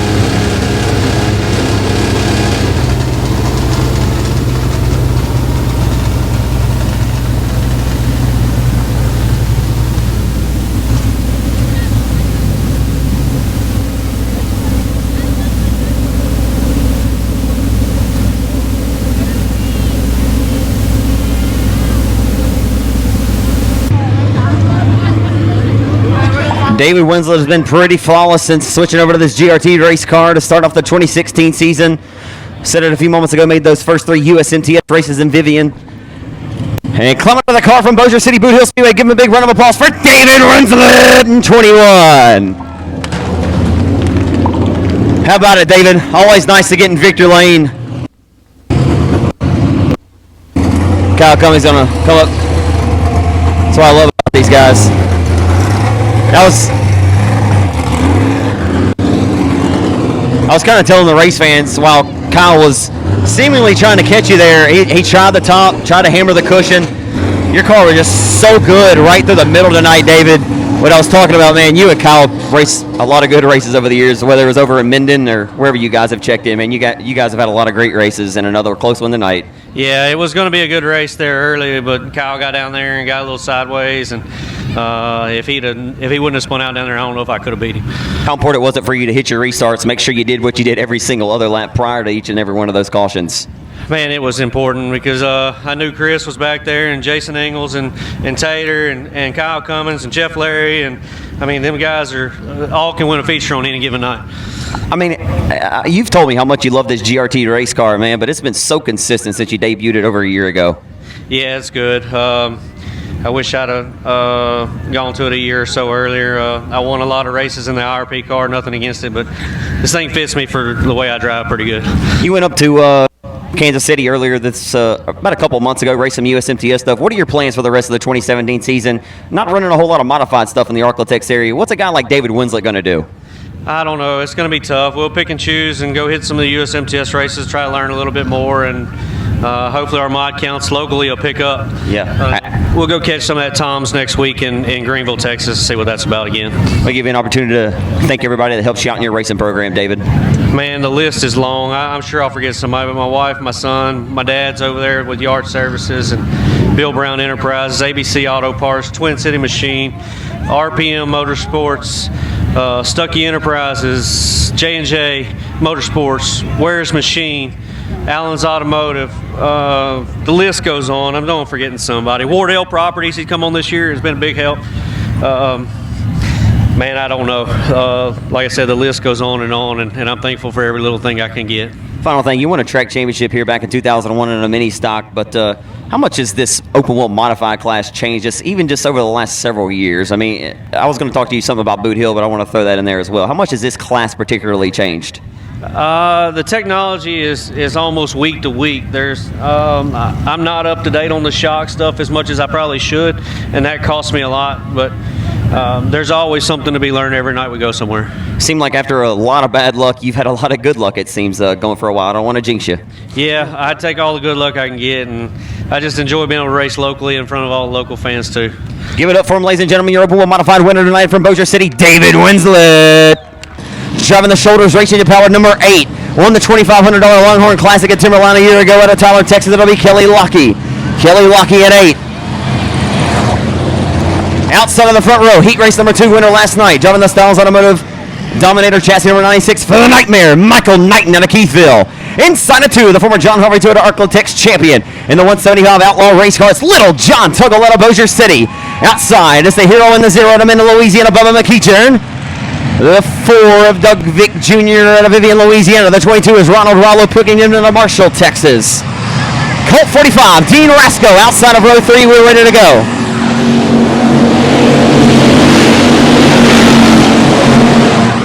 Getting the whole shot to the outside of the exit 2 down the back straightaway. It's going to be Michael Knighton edging ahead for the race lead.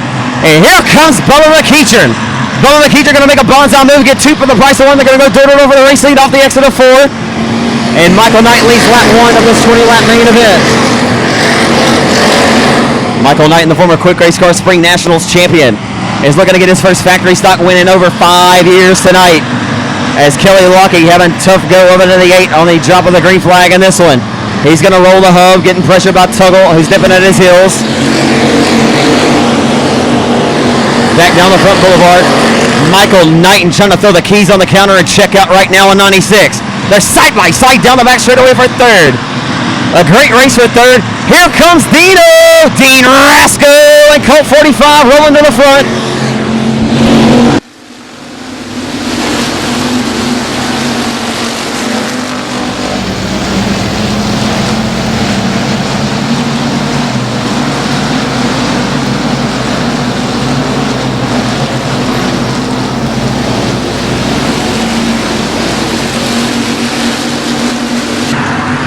So back off into one.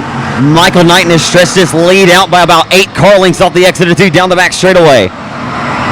McEachern in the bridesmaids right now on the 0. Looking awfully impressive. Dean Rasco over 70 career wins at this Greenwood Oval. Is a 3 wide down the front straightaway. Ronald Pilkington Myers and his teammate in the 175 of Tuggle. There's still 3 wide back here for 5th. And off the pace, your pole sitter Kelly Lockie is done. Stick a fork in Lockie. Something going foul on the 8 for Kelly Lockie. We may or may not get a caution, but Lockie is going to slow an 8. Kelly Lockie gets through that unscathed. The rest of the competitors as well. How about the nightmare, Michael Knighton tonight? The Keithville native, and we got Shovel in 3 and 4. Wilhelm in 47.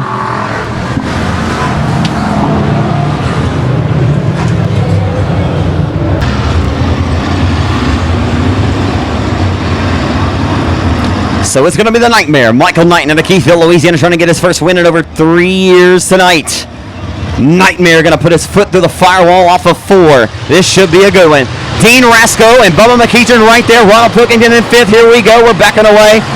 This should be fun. Oh, McEachern broke on the restart. Bubba McEachern broke on the restart. He's going to go to the pits in 0. Bubba McEachern is broke and done. Or the car did not get in gear. I don't know exactly what happened to Bubba. The car did not seem to get into gear and hit.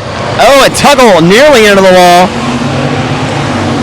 And the caution looks like it's going to wait for little John Tuggle. And it will. 96. Who you got? 96. 96. He's got Michael Knighton. Any of you gentlemen got a pick? Rollo. I got one pulling Rollo. Who you got? That's Cowboy Blanchard in 45. But he's not out there. Here comes Pilkington, the second on the restart and double deuce. Down the back straightaway, backing away here at the hill. They were 3 wide momentarily down the back straightaway. Here comes the Nightmare. Trying to pitch down the 22 to the low side off of turn number 4. Knighton still leads. Down the front boulevard. It's about to heat up for the race lead. Pilkington going to sell it up to the outside. Here comes the 175 of Tuggle. Sorry, the 55M of Cody Myers. The C45 of Dean Rasco right there in the mix. This one's going to be good coming down to the wire.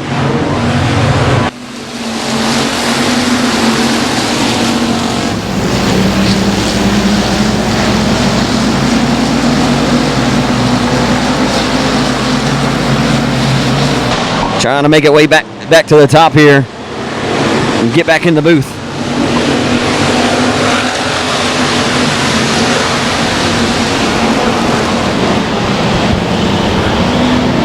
So as you can see why we want to throw $7 grand on the line for the factory stock competitors coming up next month, and why Gene Border has a $5,000 win each and every October, and why there's already been a $5,000 win this season at Timberline and Corley. Because this factory stock stuff is good. Down the back straightaway, here comes Rollo. Rollo going to fit the gap, and I think Knighton may have problems. I don't know, unless he wanted that cross under. How about Michael Knighton setting the 22 up for failure there? Oh, boy. That was very, very strange. But I'll tell you what, I called Pilkington being the fly in the ointment, but right now, how about Myers out of Bossier City? Oh, boy. That is something else. Ronald Pilkington just drove that car to downtown Dallas, Texas. They're 3 wide for the race lead. Down the front straightaway, factory stock action at its finest here in Greenwood, Louisiana tonight. In the 1 and 2, Cody Myers trying to steal a win away from the Texan Ronald Pilkington and the Northwest Louisiana racer out of Keithville. How about the Bossier City native who's got 4 wins here since 2012? What a barn burner in factory stock racing tonight. Down the front straightaway, it's heating up for the race lead. Knighton, how has he done it? He has made that car wider than a triple wide trailer. We'll just say that for right now. But my goodness gracious, the 96 trying to be the nightmare and live up to his moniker to the rest of the guys that are trying to steal this win away from him. But he says, not in my house tonight. Cody Myers is driving one of the best. Oh my goodness gracious. Michael Knighton's bad luck biscuit bites him again. I can't tell you, folks. I can't express. I literally can't express to you guys that are watching live on raceontexas.com and for all the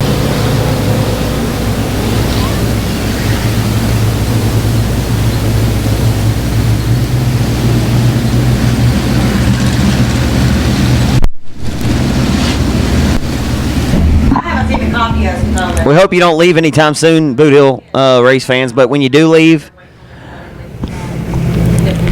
still got the big finale, the 5K to win coming up. Whenever you leave, be sure to buckle up and don't run through that stop sign up there on McGee Road because they'll get you. Click it or ticket. That's all I can say. Abide by the law. You won't have nothing to worry about. And if you happen to have a Colton tonight, make sure you have a DD. Lights are out. Cody Myers, how about him? From 10th to the lead in 55M. Ronald Pilkington is giving everything he's worth in this one. He and Michael Knighton were throwing all kinds of wild moves on each other in that one. Knighton with several cross-under moves and crossovers. Right now, Cody Myers. Look at Dino. Oh, we got a 4-car tangle in 3 and 4. Just as Dean Rasco started feeling it. And saw Dino selling it up top, and he got some grip. He needs to find a way to get up top and get in front of that 22 of Pilkington, and he'll have a shot. This is going to be a lot of fun. Like I said, guys, if you weren't sold before, maybe you'll be sold after. $7,000 will be paid to the winner of this class next month, and why we paid $10,000 2 years ago, because it's a lot of fun. Lights are out, we're backing away. Rasco got to go to restart to the inside. Saw a little bit of sparks come out from underneath the 55M and Cody Myers there over the race lead. Off the exit 2, they're 1 by 2 by 1 by 2, all the way back to 7th. Down the back chute, Pilkington gonna slide it to the outside of the Boothill Speedway and look for some traction off the 4. Myers stuck like Chuck around the hub of the Boothill Speedway right now. So Flagman Keith Parker's actually showing 5 laps to go. I was told we had 16, scored 14 to go prior to the restart. Here comes Wilburn. Jacob Wilburn says, let me throw my hat into the ring. I want to be a player now. Okay, 2 laps to go. Myers, when he meets the midpoint of the back straightaway, he only has 1.5 laps separating himself between a $1,000 payday tonight and his first start of the 2017 season. He is going to be a fired up racer. But Pilkington is there about to knock on the back door like a trick-or-treater with a sweet tooth. The white flag is out for the white 55. How about it, ladies and gentlemen, representing from the home state of Louisiana down the back straightaway. Final time in the 3. Pilkington is within striking distance. Pilkington drives it in deep into turn number 3, but off of 4, his first win in his first start in 2017 goes to Cody Myers out of Bossier City. That'll fire the old announcer up.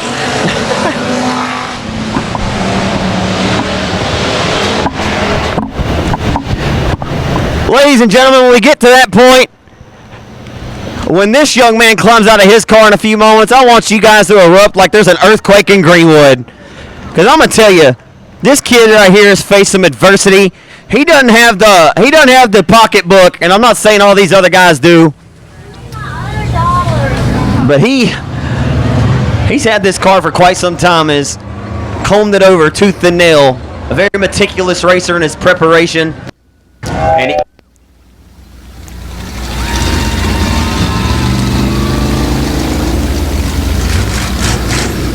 And he picked the perfect night to pull out 55.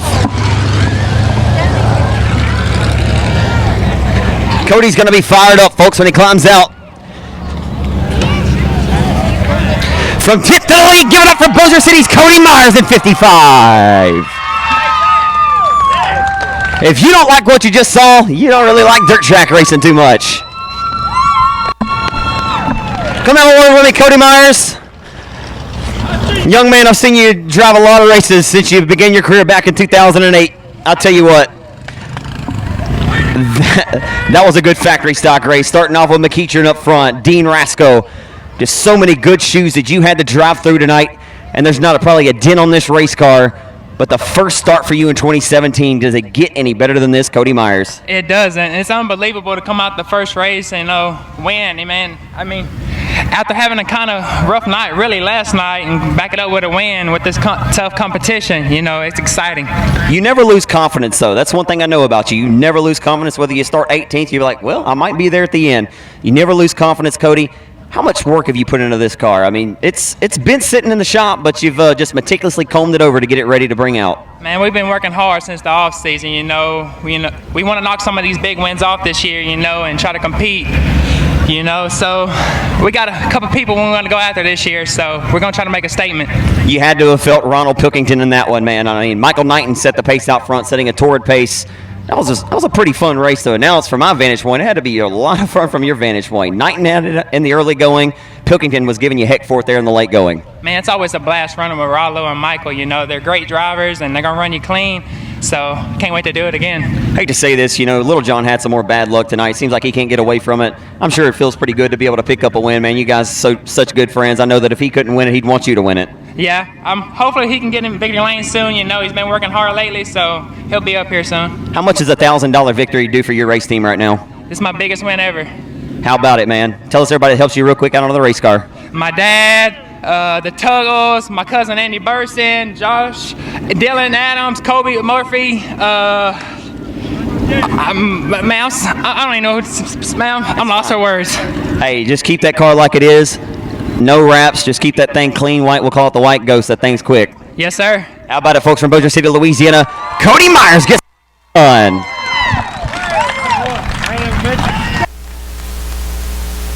Dirt car competition comes back and is light at the scales, and guess who wins the race just like in 2015?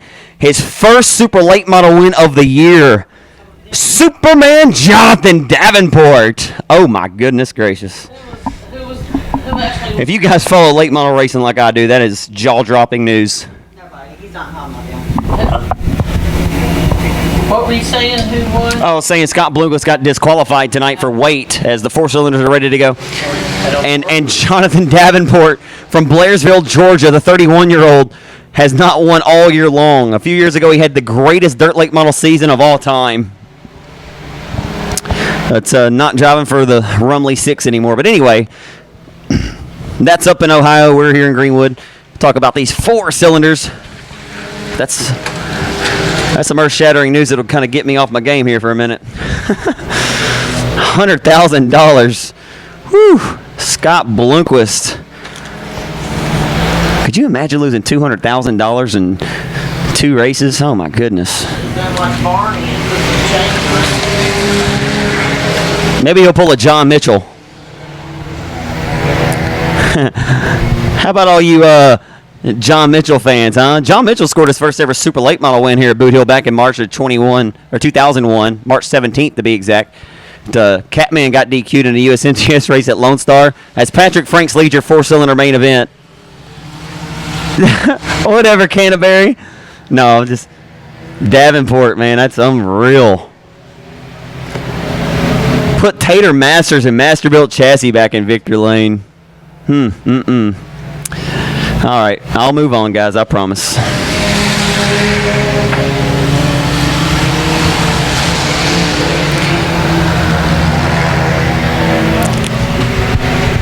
So the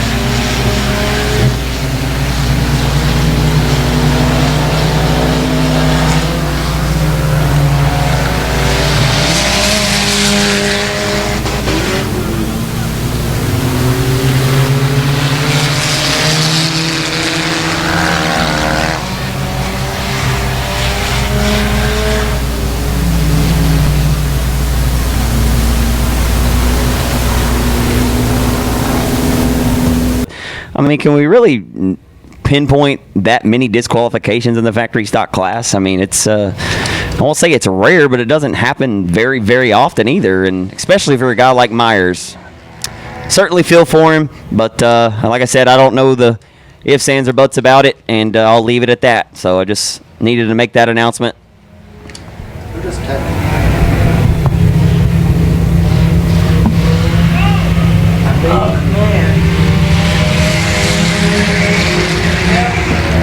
So your 4-cylinder main event is back underway. Texter Kenneth Patrick Franks, your leader in 50. Ashton Owens, how about that? The young lady in the field tonight. And at F1 performance number 5, up to the 2nd spot. If somebody wants to come pick up this factory finish and this modified finish for payout, I'd appreciate it. Thank you.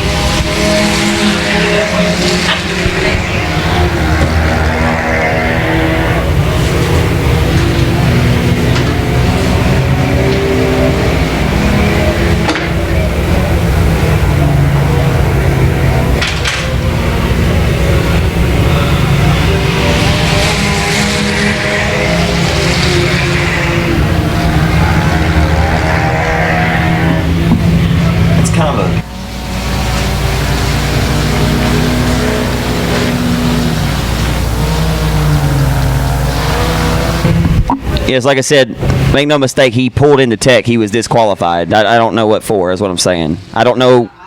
That's all I'm saying. Yeah, that's just what was reported to me.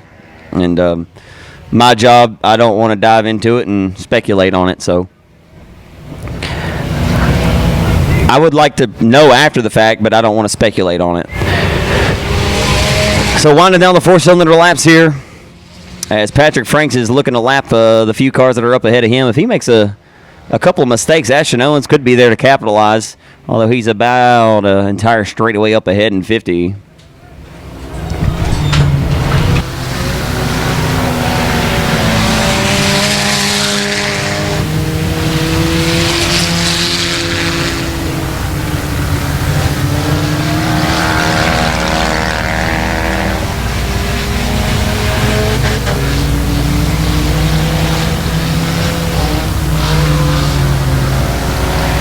Two to go this time by for Patrick Franks.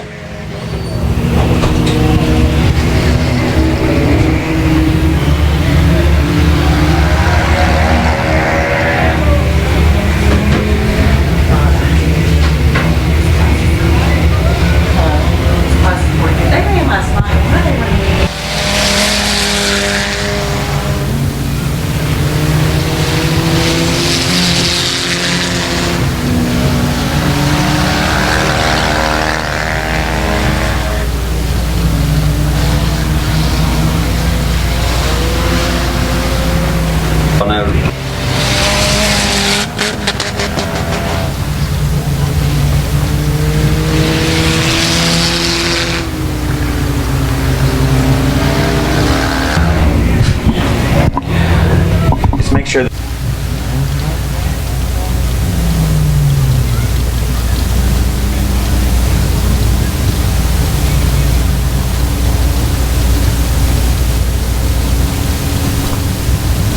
Robert Graham, the 95, Gene Gibson. The Gentle Giant, Jason Beasley. Jason Beasley out of Vivian, Louisiana, the Jay's Lawn Care. KTI Bodies number 16. Jason Beasley will be a factor in this one if he can stay out of trouble and work his way to the front. He has a fast car. Michael Shaw, who is outside Glenstone in 77K. The lights go out. Oh, boy, we got a full field of them tonight. 20 laps. Lights go out. Oh, man, there it is right there. It was nearly what I like Walmart and the Target parking lot.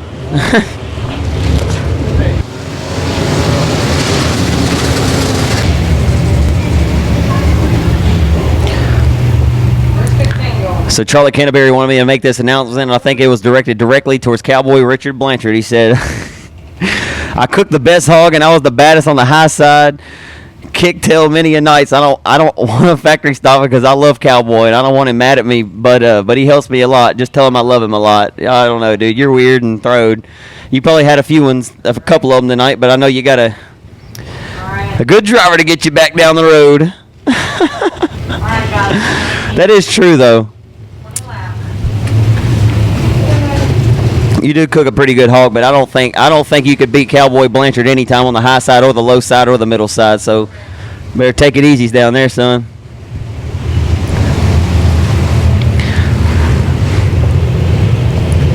So it's going to be an original restart in your Pro Mod main event. We'll get back on track here, folks. Got a few of these wild Boothill Speedway fans talking and what have you. Just having a little fun. So Robbie Hickman and Mike Washburn. It'll be up to them from the front row to lead the herd off of turn number 4.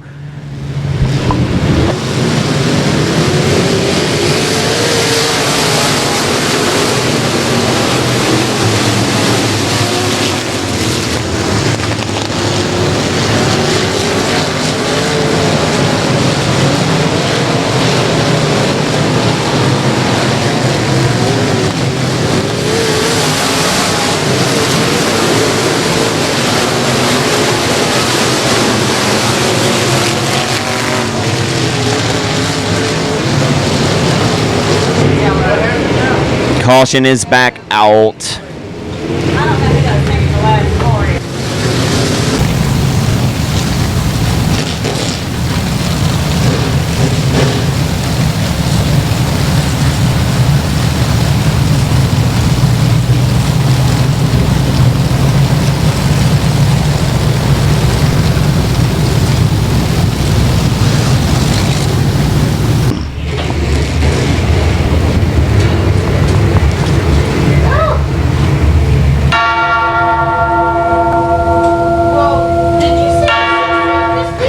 Oh my. The bell tolls and no more traffic jams down aisle 3 on the back straightaway. How about that? Here we go.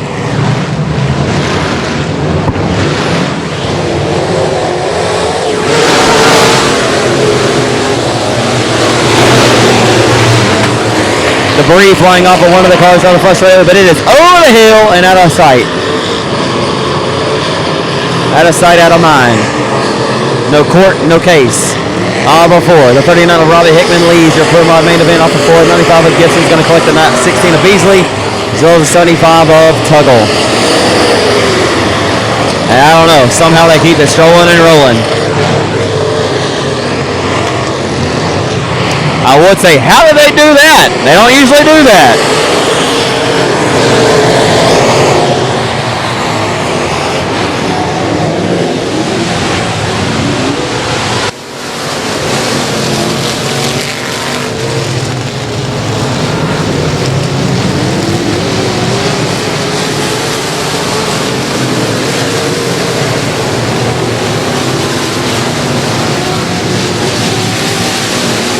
So down the back straightaway, Robbie Hickman with the race lead, and he's about to be pressured here by the 5-time Arclotex track champ Doug Vick Jr. in turn number 3. Vick Jr.'s got it rolling now. He won the Diamond D Logging Billy's AC Pro Mod Special at Arclotex 2 months ago, worth $1,000. And Hickman has not won here since the end of 2015. Down the back straightaway into turn number 3. Robbie Hickman holding on to a pretty wheel so far tonight.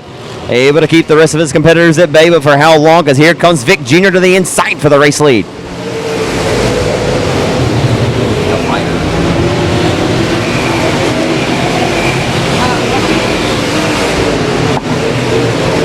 So Hickman not giving up the spot just yet. He says, you're going to have to steal it away from me tonight, Doug.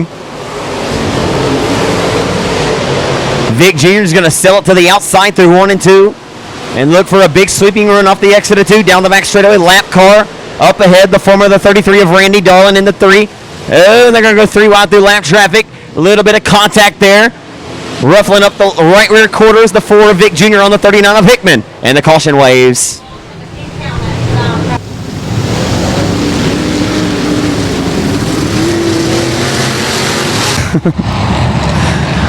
Alrighty. Hey, race fans, thank y'all so much for hanging out to this point in the morning. I know it's not up to 12 yet, but the final race of the night's in the staging area. Cautions, they say breed cautions. Hopefully we can get the rest of these greens in and we can get into the main event tonight. Thank y'all so much for hanging out. We're back on our way.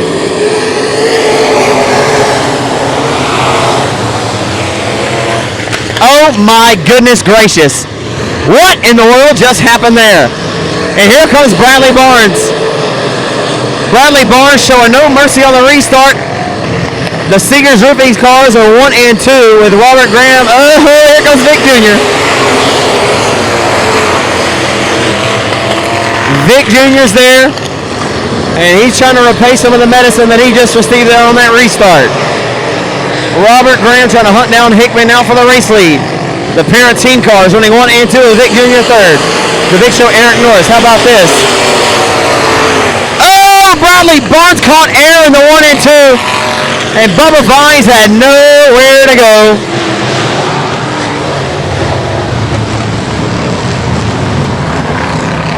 Well, we got a little bit of a case of the yellow fever right now. Thank y'all so much for supporting this racetrack and making it what it is. If it weren't for you guys, this place wouldn't be going on 45 years. Trying to wrap up this one to get into the 5,000 main event. Thank you so much for your patience. It should be a dandy coming up.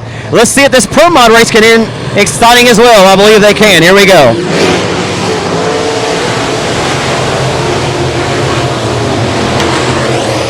Doug Vick Jr. is going to sell it off to the outside of the 22 of Graham for the second spot. And he leaves him enough room right there to the outside.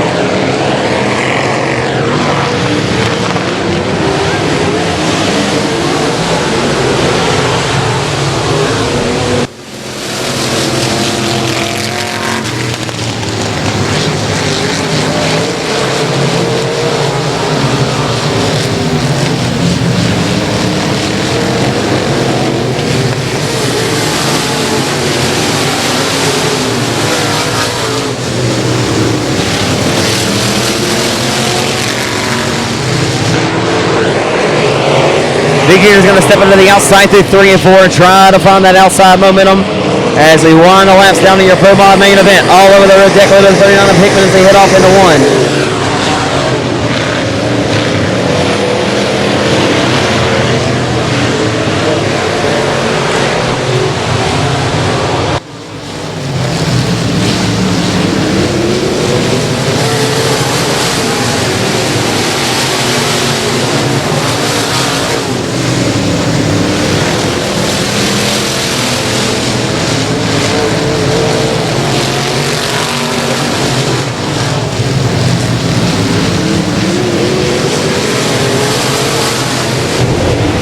14 laps complete, 6 laps to go. And Doug Vick Jr.'s finally got it wound up onto the outside of the Boothill Speedway, but slamming the door shut off the exit of 2, and they got major problems. Hickman turned around facing the wrong direction, and around goes your race leader who led the first 14 laps of this main event tonight. It's all for naught. Heartbreak Hotel. And the 39 wrecked about 100,000 times down that back straightaway. Oh my goodness.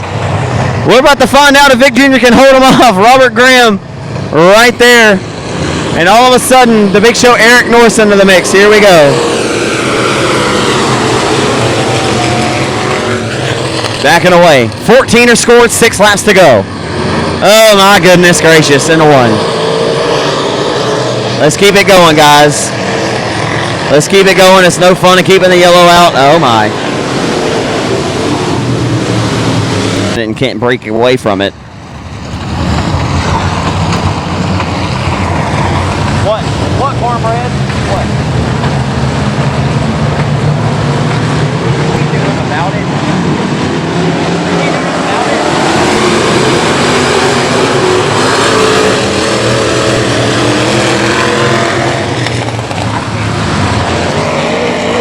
I see you're telling me there's debris down there, cornbread.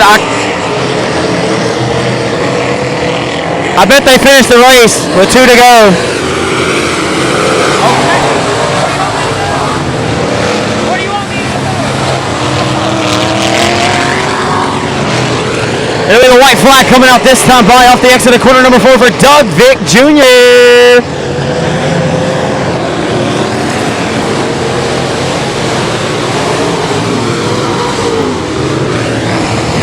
Final time down the back straightaway. Into 3, to the middle of 4, and off of 4 for the final time with the checkers and the yellow. Doug Vick Jr. wins your Pro Mod main event tonight. Hey, you don't interview Doug. If you're down there doing the main event lineup, I want you to get up to the middle of the card, all right? I ain't gotta hurry up and get up here. We're down there and get a B-roll of the card. No, I'm just saying, yeah, the main event like lineup. You know what I'm saying? Get a B-roll of it.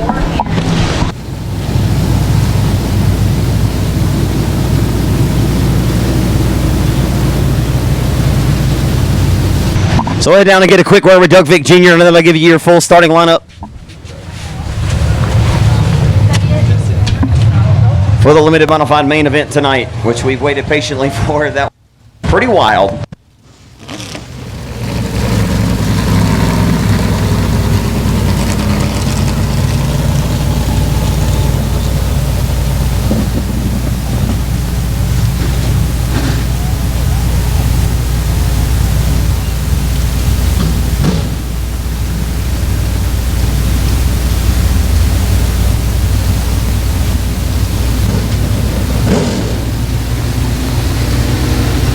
Alrighty, race fans.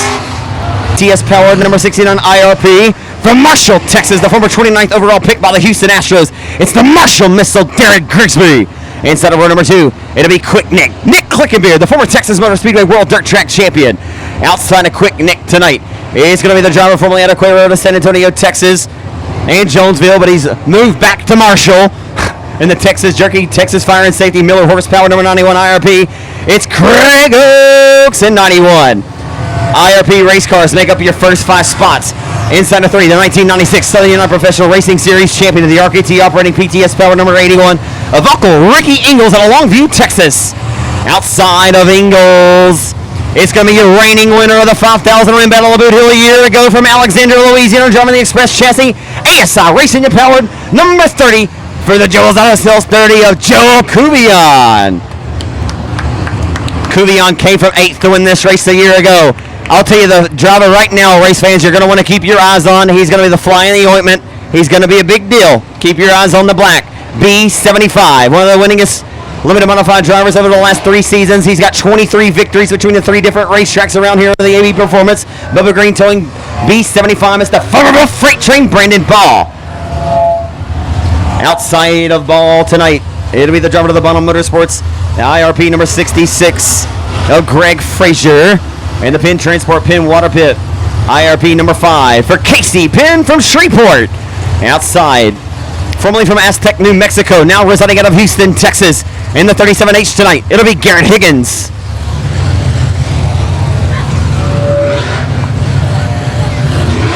From Carbon, Texas, and the KSG Wholesale number 95, and the Hughes by 89 Motorsports chassis tonight, it's Gabe Tucker in the Lightning McQueen number 95. The 2012 TMS World Dirt Track Championship winner, driving Randy Copeland Motorsports Shoulders Racing Empowered IRP number 8 for Denny Gabar from Frankston, Texas. And the D&D Enterprises number 10. This driver picked up 21 wins at 10 different tracks in the 2015 season out of Post, Texas. It'll be Dustin Robinson, D-Rob in 10. Outside of Dustin Robinson, he is one of the all-time winningest racers out of the Arklatex region. We call him Win Again, Chris Hennigan out of Marshall, Texas. He's in the Joel's Auto Sales Express chassis number 16 with an ASI power plant underneath the hood.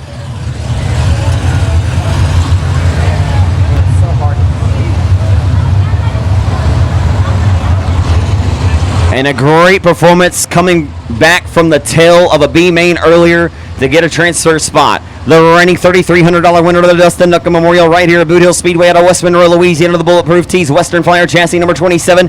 It's Chase, the real Del Rio.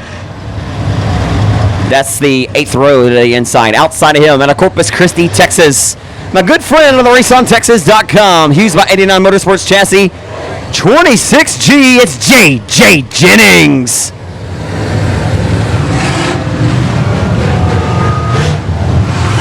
The 8-time 67 Speedway track champ, the 22 Mag of Dylan Spear, and the 11-year-old Shelby Hinton paid over $800 to run this main event tonight. 50 laps, kick the tires, light the fires. We're ready to go for $5,000 at Boothill.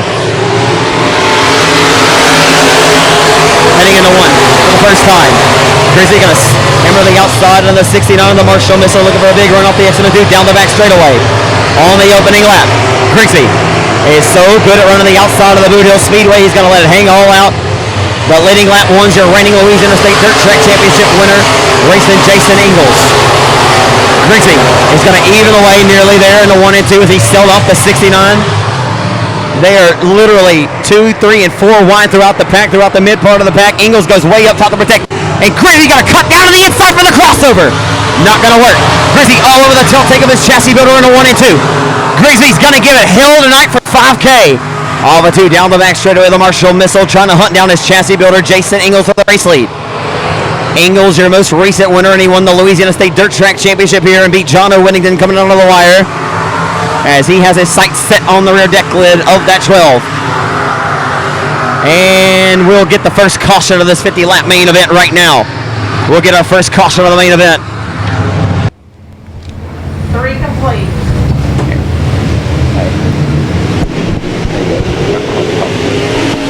Jason Ingles back on the loud pedal. We're backing away into 1. 5K hangs into the balance here to the legendary quarter-mile dirt oval. And Nick Clickenbeard got a good restart and goes around the Marshall Missile for second. He'll take advantage, but Grigsby just drove that car into downtown Dallas, Texas in the turn number 3. And lets the 69 hang out. Down the front straightaway, he gets around to the outside of the 66 and Nick Clickenbeard. Ty Grigsby, the 69's looking pretty good right now. Dad's getting it working up top. Do you think he can get to the front? Yes. Of course you do. Always got faith in Dad. Down the front straightaway. He's even the way with second with Nick Clickenbeard in the 1. Your dad's hoping that outside line comes in so he can use that to his advantage. Your dad is one of the best to ever run this racetrack on the outside. He is hoping for it to come in, but he is way up in the marbles that time off of 4. Didn't mean to scare you. Into 1. Grigsby has got it working, and he's got it working well now. Down the back straightaway. Here comes the Marshall Missile, Derek Grigsby. He fired a missile in the turn number 3. Oh, and Clickenbeard got into Ingles, and Grigsby's going to lead that lap at the line. Nearly by half of the cat's whisker. Here comes the Marshall Missile, Derek Grigsby. Down the back straightaway, Todd Grigsby, what do you think? Dad to the outside. Can he get the race lead off of 4, Ty?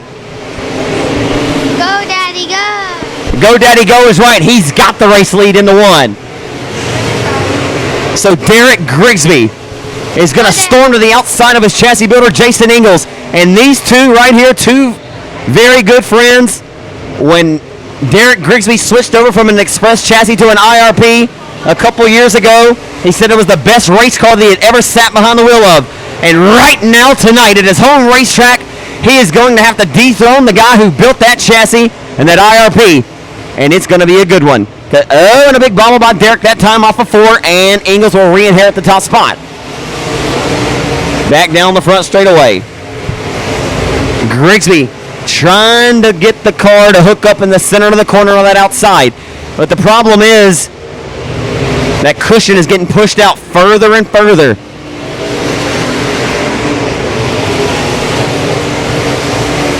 Grigsby's got it rolling again, Ty. Go, Daddy, go. That's perfectly fine with me, brother. He's going to roll the outside off of 4. He can't quite get the run that he's looking for to the center of the corner here in the 1 and 2. That time the car set up perfect. Watch this run that Dad gets off the exit of corner number 2. Grigsby going to pull to the tail tank by the 12 of Jason Ingles. I'll tell you what, whoever wins this race tonight for $5,000 is definitely going to earn it. No doubt about it. Ingles, the former Armadillo Nationals winner, and Grigsby takes back the race lead at the line by half of a bumper. I'm telling you, if this race ended right now, I think that both of these drivers would get out, shake hands, show some sportsmanship, and say that may be one of the funnest races I've ever ran. But we've got plenty of laps to tick off in this one, as Grigsby's still going to lead at the stripe on the outside of the Boothill Speedway. And there he goes, playing conservatives. He's going to drop down to the front of the 12 of Ingles and start playing protect. He's in protect mode now. Todd Grigsby, what would you do with $5,000? Maybe your dad will buy you a BB gun or something. Buy me when I won't. Well, Grigsby has stormed his way to the front. Of course, I haven't tried to talk about this all weekend long, folks, because the past is the past and the present is the present. Oh, and that big sweeping exit off of 4 is going to cost Grigsby. Ingles is right there. These 2 competitors are some of the very best in the business, and this is shaping up to be probably one of the best limited modified races I've seen at this racetrack in quite some time. You got the high side, you've got the low side, and all the momentum up top with the Marshall Missile. and Racing Jason's going to not budge it off the bottom. Both of these racers have both won the Tootsie Smith Memorial in Vivian, and Grigsby just had a big mistake there off the exit of corner number 2. I thought he may have more problems, but he gets the car ironed back out and heads it into 3 and hammers it back to the outside. Problem is that cushion is getting further and further up top in 3 and 4. 1 and 2 is where he can really make up some ground. The 3 wide back here with the 81 of Ingles and the 75 of Brendan Ball. That was through lap traffic trying to dispose of the young man Shelby Hinton. But Grigsby is not going to settle for the bridesmaid tonight if he doesn't have to. He has given this race all he can give it to this point. And now, interestingly enough, Jason Ingles is starting to think about what is Derek going to do. As the race leader, you never know how far out front or comfortable you can be. You never quite know the advantage you have. And here's the deal. Lap traffic about to come a heavy reality in this one. Where are you going to go? Where are you going to hide? Ingles has got a good car now on the high side. And Grigsby, another big bobble and a push, that time off of 4. And here comes Hot Joel. Joel Cuvion, the reigning $5,000 winner here at Boot Hill, has worked his way to 3rd. The car that Cade Dillard has won in multi-times this year. That ASI-powered number 30 Express chassis. So it's a pair of PTS power plants built by John McLemore riding underneath the hood of these IRP chassis running 1 and 2 right now. 2 drivers who have a ton of respect for one another. Shane Abear building the Express chassis out of Lafayette, Louisiana. Nick Clickenbeard riding back in 4th. Ricky Ingles is up to 5th, your most recent winner here back on May the 27th. And I wonder right now if Derek Grigsby's mindset is play a little bit conservative, don't drive the wheels off of this thing, and give me a shot later in the going. I don't want to burn the tires off, but we'll see what his game plan may be.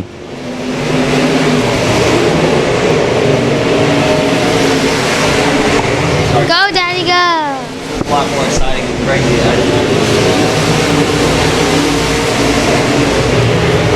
So Ingles has not yet quite met a 2x2 row in front of him of lap traffic. Grigsby tries the low side that time off the exit of corner number 4. Let's talk about Stephen Whitaker Jr. inheriting this victory in the first running, and Justin Whitehead is going to draw the caution. That's the fly in the ointment. That's the caution that Grigsby would like to see, and I don't think it's the caution that Ingles has won nearly every crown jewel for limited modifieds in his racing career. Derek Grigsby just recently got his first Stetson at the Tony Stewart Invitational just a few months ago at the TMS Dirt Track. Go, Daddy. So Joel Cuvion, the winner here last year. I said it earlier in the factory stock race, Ronald Pilkington was the fly in the ointment. He ended up winning that race. I'm telling you, Joel Cuvion wants to defend his home state of Louisiana. The pair of Texans smash the loud pedal and lead the way. So the 2 boot racers, Brandon Ball and the B75 and the 30 of Cuvion, right now run 3rd and 6th respectively on the speed plan. And here comes Grigsby. Grigsby's going to go to the inside. Jason Ingles has somehow been able to find his car and been able to make it plant off the exit of corner number 4 and dives down to the bottom into 1 and 2. It's 25 laps, plenty of time to get the job done. When we come down and get down to 20, that's just a regular dirt track Saturday night. Like I said, you got to know these guys are saving something for the tail end of this race whenever they really need to put the pedal to the metal. Grigsby not able to quite get to the 12 of Ingles right now. Now, like I said, you never can quite tell. I've seen Derek appear to be out of a race several times in his career, and he's turned it on and flipped the switch that I didn't think that he may have had. But the car right now as well off the exit of 2 right there, I think that he would like it to be working a little bit better to expectation as far as the handling goes on the 69. If Derek can keep the RPMs wound up in the 69, you can see he has to check the brakes there off the exit of the corner from having to tap the exit of turn 2 straight or turn 2 wall, and it's really killing his momentum.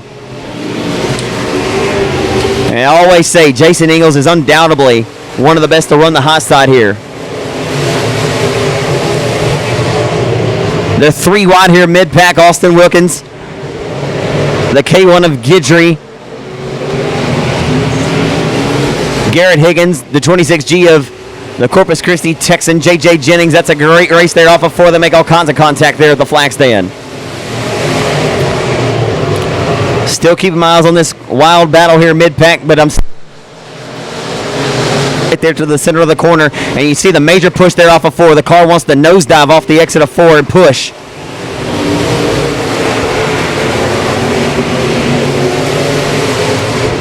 So Jason Ingles is able to march his way out front now with a comfortable advantage by about a half of a straightaway over Grigsby in 69.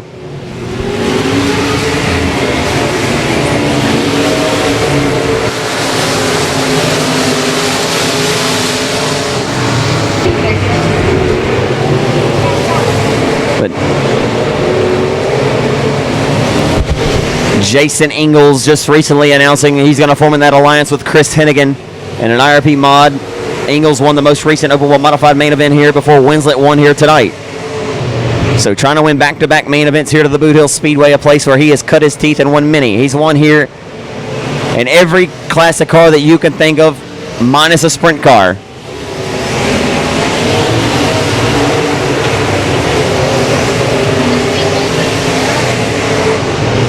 Grigsby has shown that he is that much better, I guess, at this point than Cuvion, but Ingles is just that much better at this point than Grigsby is, and it's going to take a valiant effort.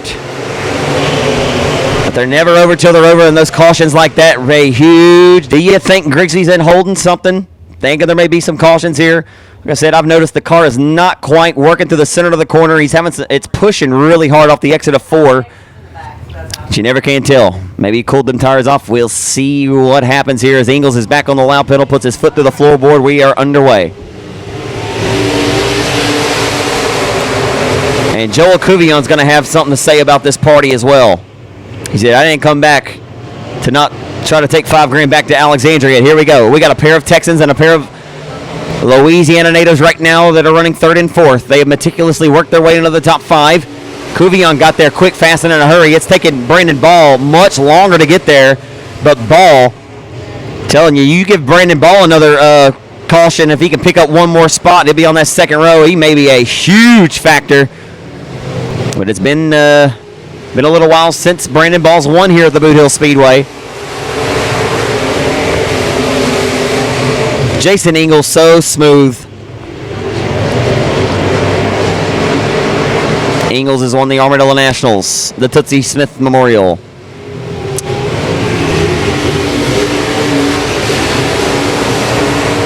And many other big paying limited modified events and modified events in his career. Same can be said for Grigsby. Grigsby finished 2nd of the 3,000 to win at Arklatex, the Tootsie Smith race, 3 years in a row before finally cashing in on a victory in 2013. Before he came to his home track and scored that triumphant victory here in 2013. Went on a down streak there for a little while. Didn't win a race for almost nearly an entire year. This has been one of the best starts for Derek Grigsby to open up a season in quite some time. He's looking for his 7th win tonight if he can get the job done. And you know he wants to win this race in a bad way and defend his home turf. Jason Ingles did not race here 2 years ago. Had this racetrack in 2015 and for the most part of the 2016 season. Had the promoter hat on, so he was not able to race here. That's something that Jason and I had talked about briefly over times he's visited Victory Lane since he's been able to race here again, but he certainly missed racing here. There's something special about this racetrack to the Ingles family. Ray Ingles, Doug Ingles, all those guys have had tons of success here, and Jason Ingles has been the class of this limited modified division. Ingles appears to be the class of the field tonight, but Grigsby is inching closer and closer. He's found something around the hub of the racetrack. Seems to get some dig right off the exit of the corner. This could get very, very interesting right when we get down to the closing wire.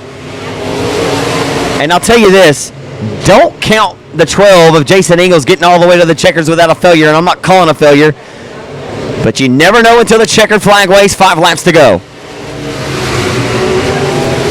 5 laps to go here in the 5,000 win Battle of Boothill. It's 1,000 a lap right now. Grigsby's got to drive every single lap like it's worth $1,000. Off of 4. Grigsby's inching closer ahead, but can he really win? The sand in the hourglass is ticking away. He may have to go back up top where Grandpa keeps the good bourbon. I don't know.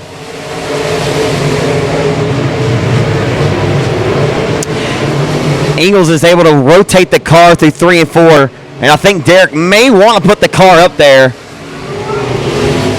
He is solely committed down to the low side of the speed plan here in the late going after that last restart. I think he found that he does not particularly like the way his car is handling up top, so he's going to give it all hell on the bottom. 2 to go this time by for racing Jason Ingles. Joe Acuvion still riding in the 3rd spot. How about the Corpus Christi Texan, J.J. Jennings, who had to come all the way from the midpoint of a B main earlier this afternoon, and he is working on getting a top 5. Off of turn number 4, your reigning Louisiana State Dirt Track champion receives a face full of white flag. The final quarter-mile trip around the legendary quarter-mile dirt oval here in Greenwood. Once again, your reigning Louisiana State Dirt Track champ down the Max straightaway. He's won the Armadillo Nationals. He's won the Tootsie Smith. What hasn't he won in his career? Off of turn number 4, your third annual $5,000 winner of the Battle of Boothill goes to racing Jason Ingles out of Longview, Texas. The Marshall Missile, Derek Grigsby will come home second in the JCD Auto Sales number 69. Joe Acuvion from Alexandria will grab 3rd. In 4th goes to Corpus Christi's J.J. Jennings. In 5th goes to the Farmerville Freight Train Brandon Ball. And another good run here at Boot Hill for the K1 of Stephen Guidry.